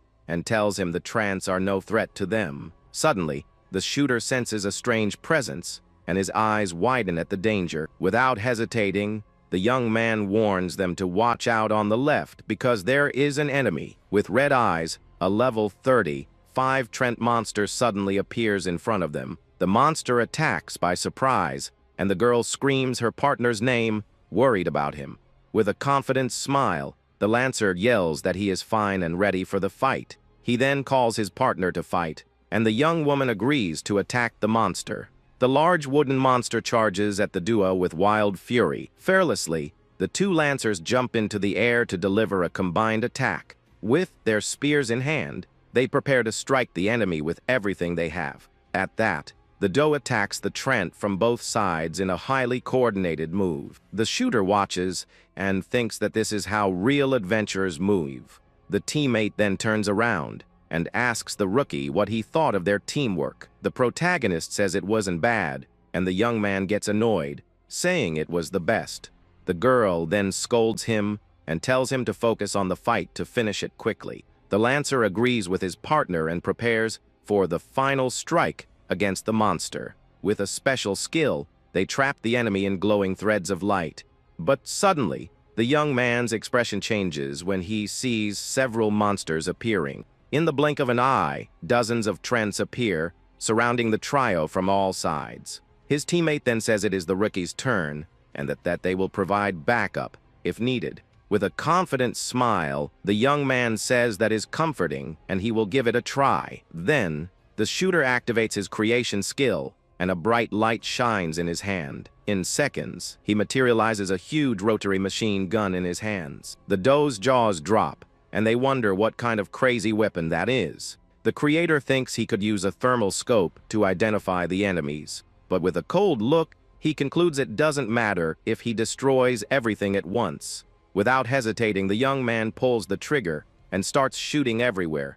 A shower of projectiles flies out and hits all the monsters in front of him. His teammates are completely shocked by the scene, and the girl thinks he is amazing. The smoke clears, revealing a trail of destruction in the dark forest. With the weapon on his shoulder, he turns around and says he managed to handle the situation. The duo praises him for the feat, and the young man says it was a good job for a rookie. But on the inside, the two are completely shocked by the power they just witnessed. Suddenly, the protagonist senses something strange and stops walking immediately. With a dark look, a voice says it finally managed to find the young man. A man in an orange jacket suddenly appears in front of the protagonist in the forest. The young man asks who he is, and the stranger is completely shocked by the question. With an angry face, the man yells, asking if he dares forget the great and powerful Lucas.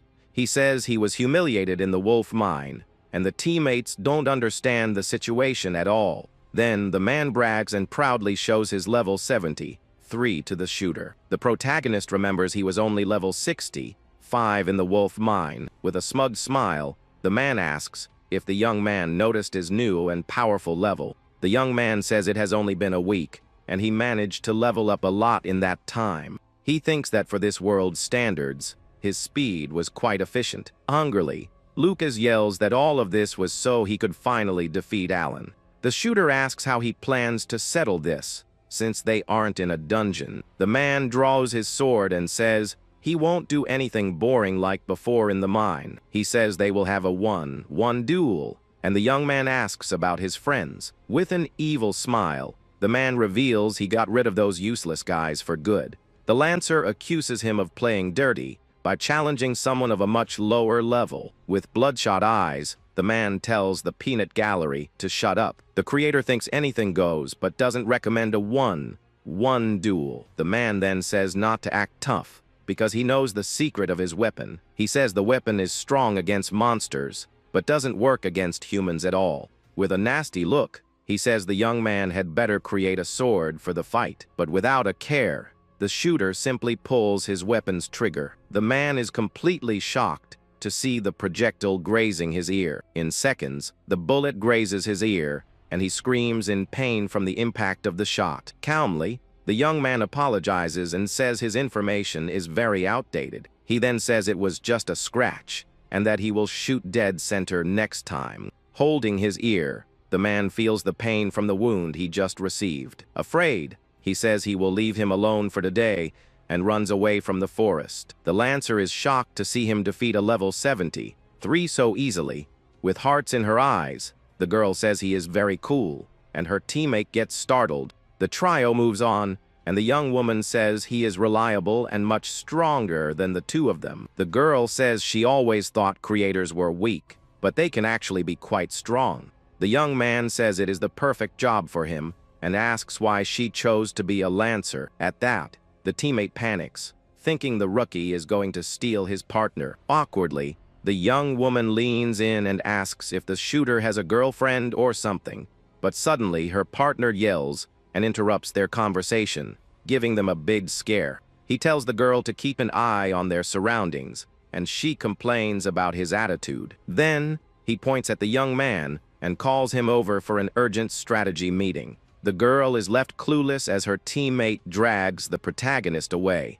The young man asks why they need a private meeting and says all three of them should participate. With that, the Lancer reveals the meeting was just an excuse, and he has something to say. The protagonist just listens to the young man attentively, with a serious expression on his face. Suddenly, he drops to his knees and begs the shooter to stay away from his partner. He explains they are childhood friends, but his feelings go beyond friendship. With a red face, he confesses he is in love with her and the young man is a problem. The protagonist just lets out a long sigh at all that dramatic situation. He thinks he doesn't want to waste time on this, and that it is better to just help them. Calmly, he says he has no interest in romance and offers to help his teammate. He suggests putting on a little show during the boss fight, and the young man asks what the plan is. With a serious look, the creator reveals that the first part of the plan is to fight alone. The Lancer gets worried and says that with his power, they won't even get a chance to fight. He explains he will lower his power to fake struggling, and then his teammate will save him. The shooter reveals the boss's weakness is mobility, and that it can be defeated solo. Overjoyed, the young man hugs the protagonist, who tells him to stop hugging right away. With the plan set, the two rejoin their partner and head toward the big boss. There, they spot the Great Trent King, a giant tree with 3 red eyes.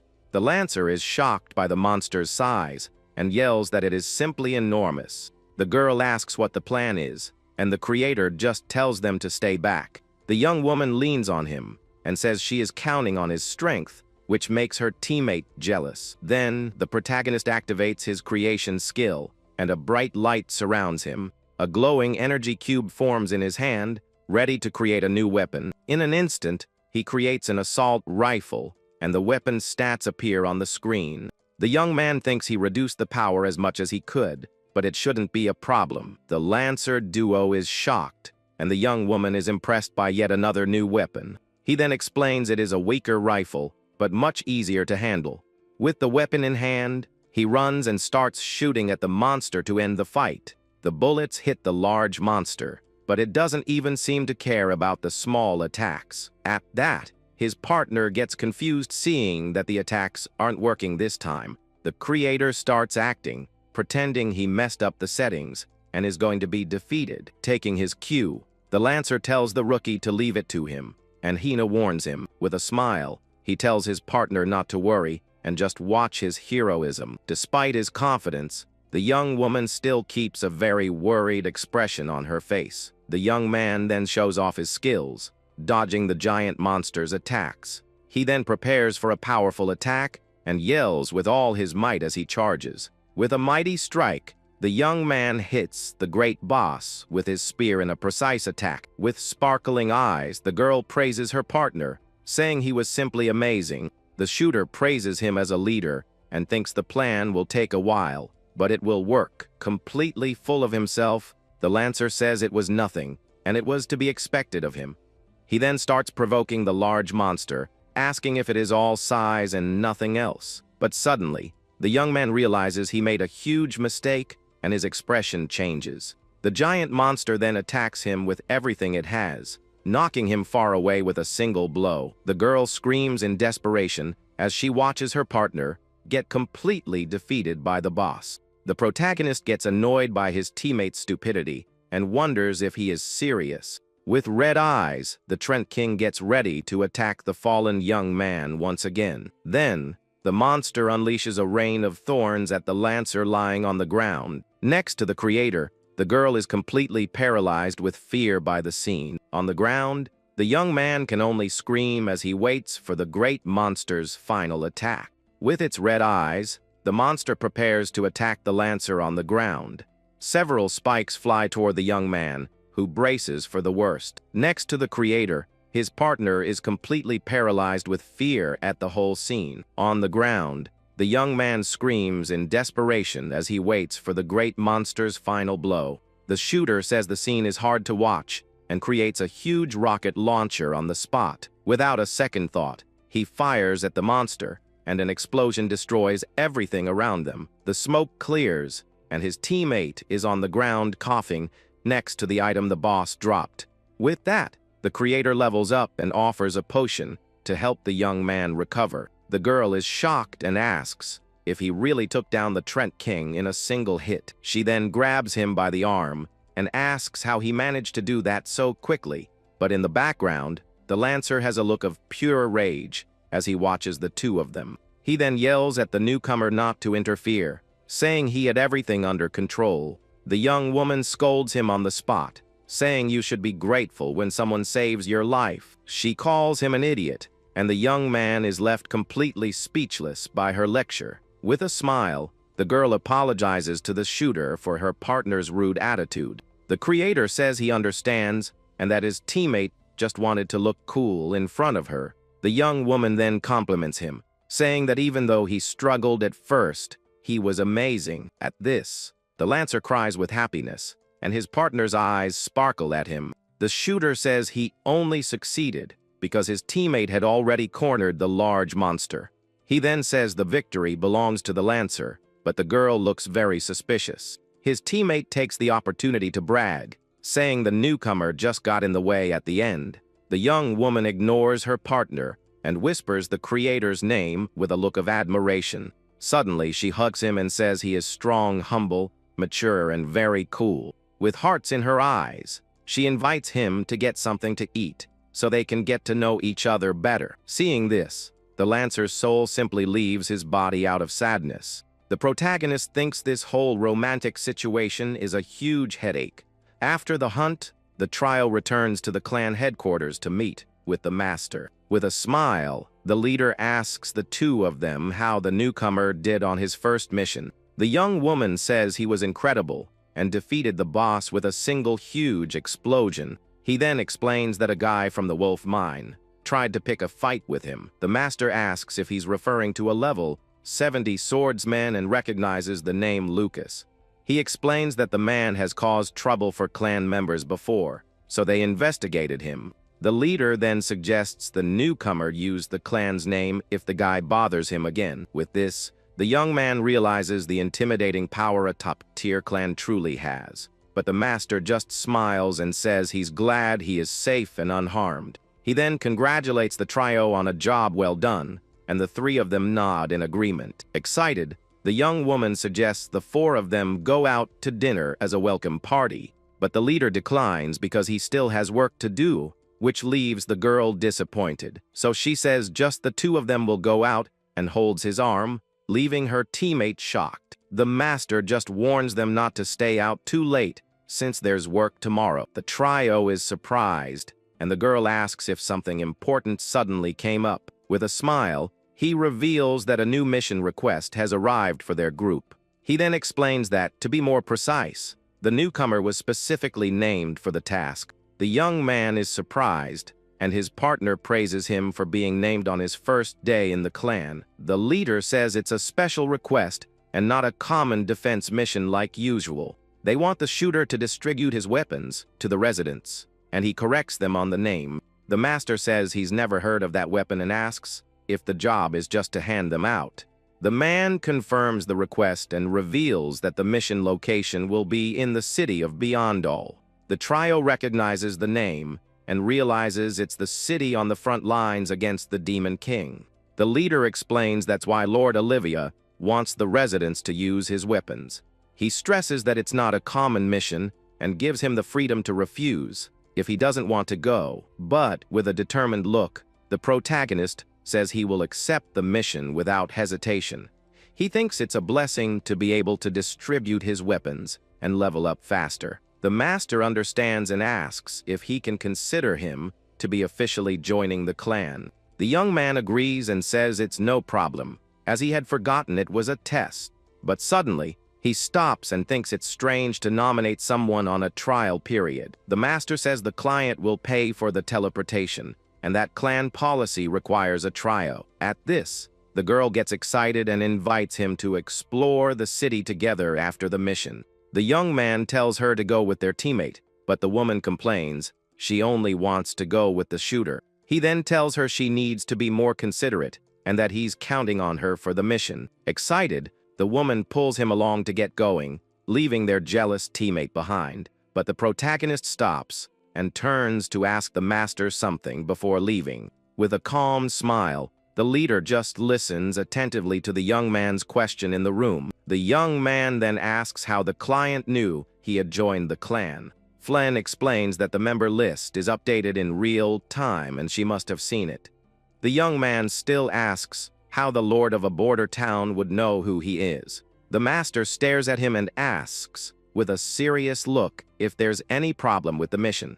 He says no, that he was just curious about the information on a rookie creator.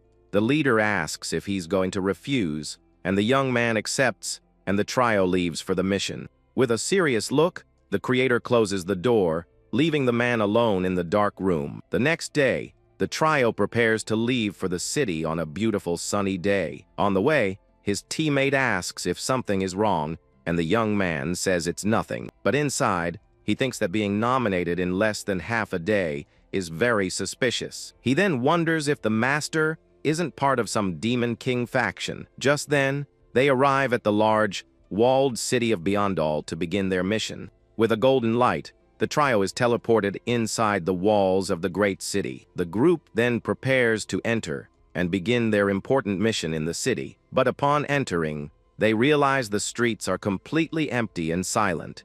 The protagonist notices that there's no one around and that the shops aren't even open. He also notices that the soldiers on the walls look completely exhausted. With a grim look, the young man concludes that the situation in the city doesn't look good at all. Suddenly, one of the soldiers shouts and warns them to watch out for what's behind them. The trio then turns around, confused, to see what's happening at the city gate. The Lancer is completely terrified by the creature that appears before them. A giant level 55 lizard suddenly appears in front of the trio. The girl is shocked to see that a boss monster managed to get this far. One of the soldiers prepares for a fight and yells that the monster is coming in hot. The lizard then attacks fiercely, launching the trio into the air with a single blow. In the air, the creator activates his ability, and an energy cube glows in his hand. A blue light surrounds him as he prepares to create a new, powerful weapon.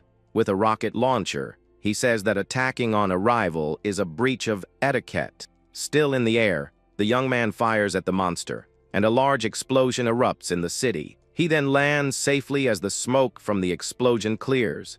His partner is completely shocked at the scene of destruction before him. The girl is also dumbfounded and says they managed to defeat the monster. One of the soldiers questions what kind of weapon that was to take down the lizard in one go. The young woman praises him as always while the young man dispels the weapon with a glow in his hand. But one of the guards yells out, warning, the fight isn't over, and there are more enemies. Suddenly, several level 40 bird monsters appear in the city sky. The creator realizes that more enemy reinforcements have just arrived for the attack. With a wicked laugh, a man mounted on one of the monsters appears in the sky. He then flies at high speed toward the other giant birds in the air. With an axe in hand, the man attacks the monsters with a wild fury. The protagonist ends up getting hit by the remains of the defeated monsters from the attack. The man introduces himself as Gordo, the captain of the royal guard of the city of Beyondall. He says he came to welcome the group at Lady Olivia's request, and his status is hidden. The young man realizes he can't see the captain's status and becomes suspicious. Gordo then points to a carriage and asks the trio to board it with him. The two Lancers are stunned by the luxurious carriage in front of them.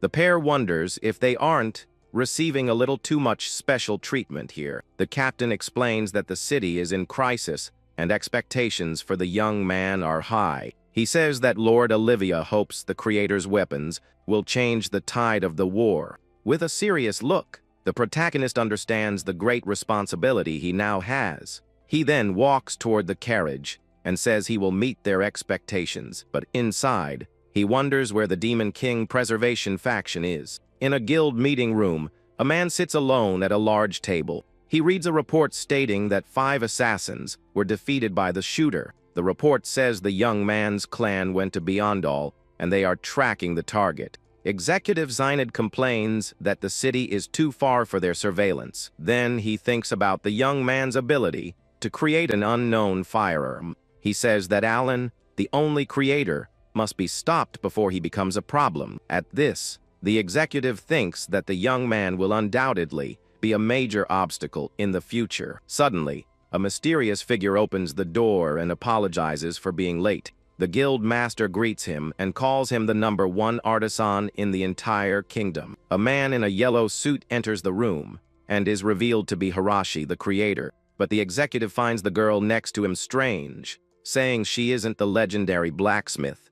The young woman then introduces herself as Annette, the blacksmith's daughter, and reveals she is level 13. With a smile, she says that in terms of knowledge, she can easily be compared to her father. The master says that if her father recommends her, then there's no problem at all. He then asks the two of them to come closer to begin the work immediately. Zynid places a weapon on the table and asks them to analyze its unique structure. The pair is surprised by the strange and different shape of the weapon on the table. Hiroshi picks it up, and the screen reveals it to be an assault rifle with 55 power. He notices that its use is similar to a crossbow and decides to test the new weapon. The man then fires at the armor, and several shots destroy everything quickly. The creator is completely shocked by the weapon's incredible firing speed. His partner says the level of whoever made this must be insane for it to have so much power. Hiroshi says that even at his level,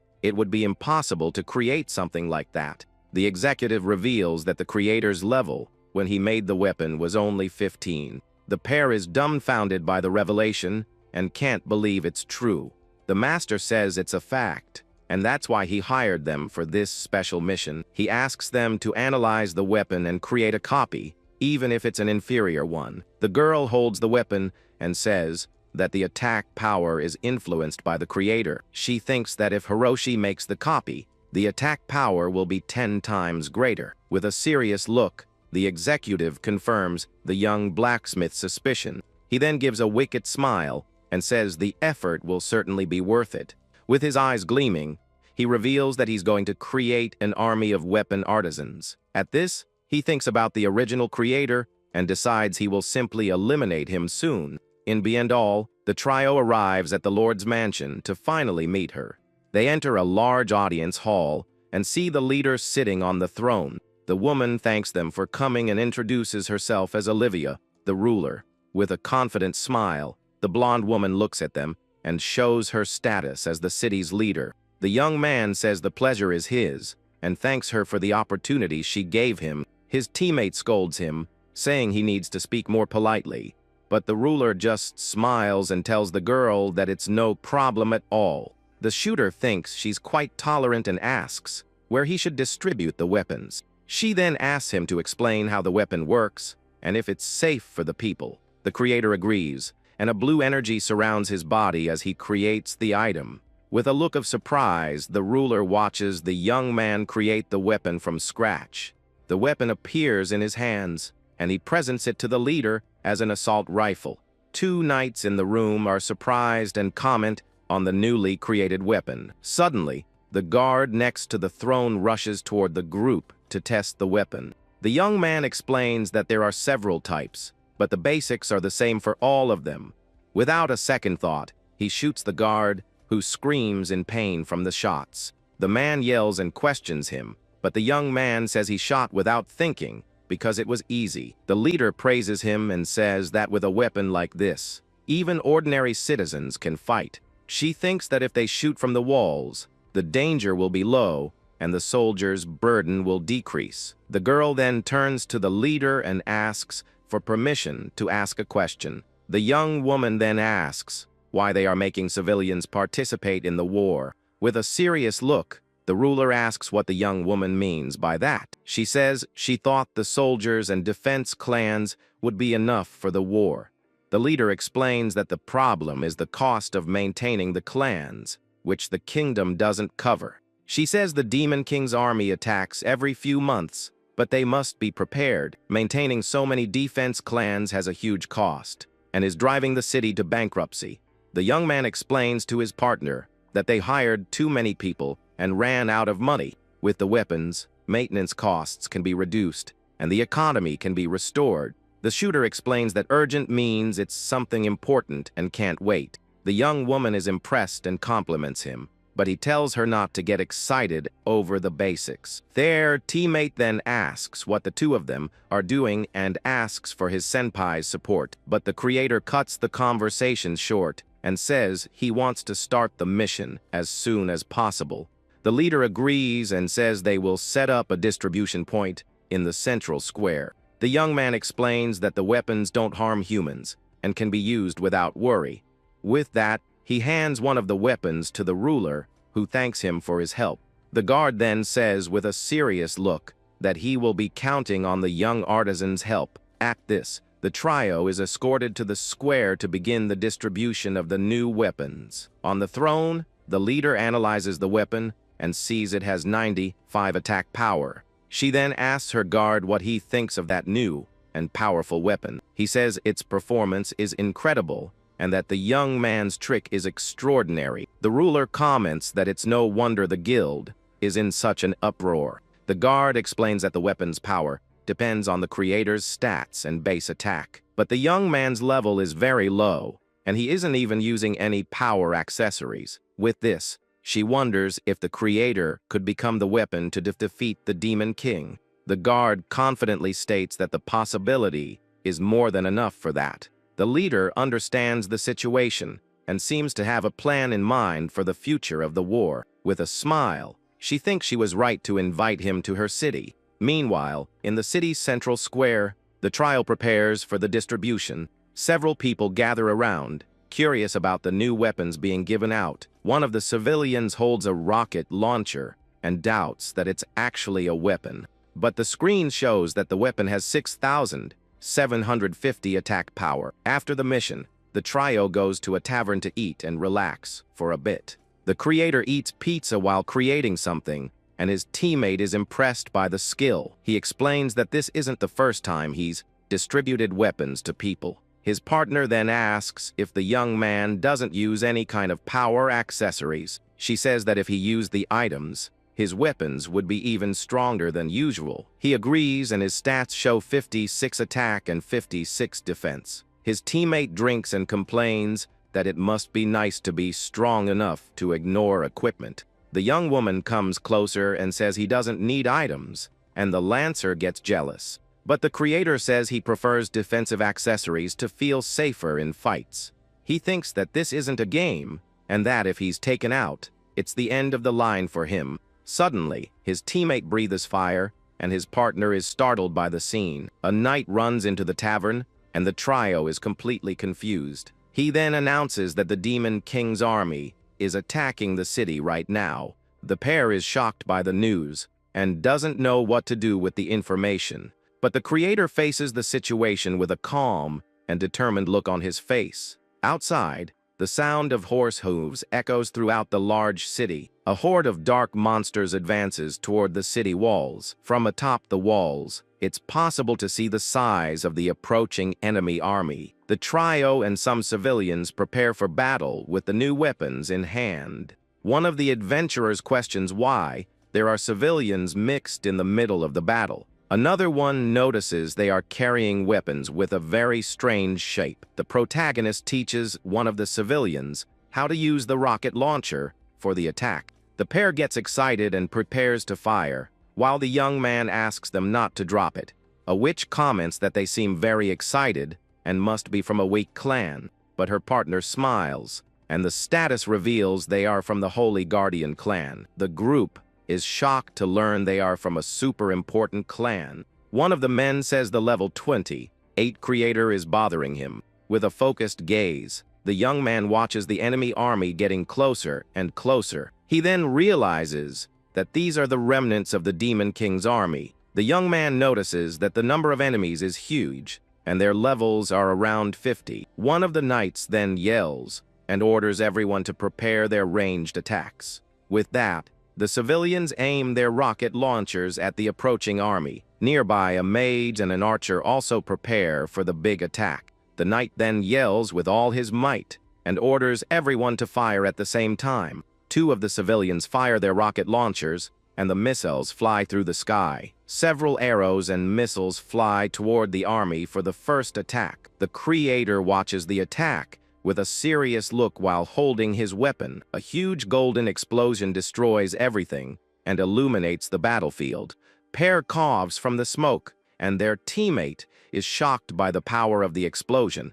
With that, the level up screen appears, and he goes from level 28 to 30. The captain of the knights is completely shocked and breaks into a cold sweat at the scene. With just one attack, half of the enemy army was wiped out on the battlefield. One of the civilians asks if they can use the weapons again, and the young man tells them to wait. He then reloads the item and tells everyone to give the enemies another round. The civilians fire happily, saying they don't need to fear the Demon King's army. The pair of adventurers is shocked and says they've never seen anything like it. The captain thinks that the power of the weapons is immense when used by a large group. The creator warns him that the enemies who escaped the attack are getting closer. From the top of the wall, they see the monsters approaching, and the young man asks for new orders. The captain tells the civilians to fall back and orders the archers to prepare to fight. The archers get ready, and the leader yells for them to fire at the remaining monsters. The other group of adventurers sits down, as it seems there won't be a turn for them. Suddenly, the captain raises his arm with the metal gauntlet high in the air. He then announces that the battle is over and that all enemies have been defeated. The civilians call him a hero and thank him, as the fight was over in the blink of an eye. His partner asks why he's not happy, and the young man says he missed his chance to level up. She then reminds him that his level rose to 30, and he gained 2 levels at once. He explains that without the level cap, he should have gone up at least 10 levels. At this, the young woman remembers the beginner's trial that limits their power. The system prevents adventurers from going past level 30 without taking a test. The young man laments because there won't be another chance to defeat so many enemies at once. He then thinks that if the attack had happened a few days later, it would have been much better. Suddenly, the city's leader and her guard approach the group on the city walls. With a smile, the ruler claps her hands and congratulates him on the great work he's done. The group of adventurers comments on the leader's beauty, and one of them compliments her.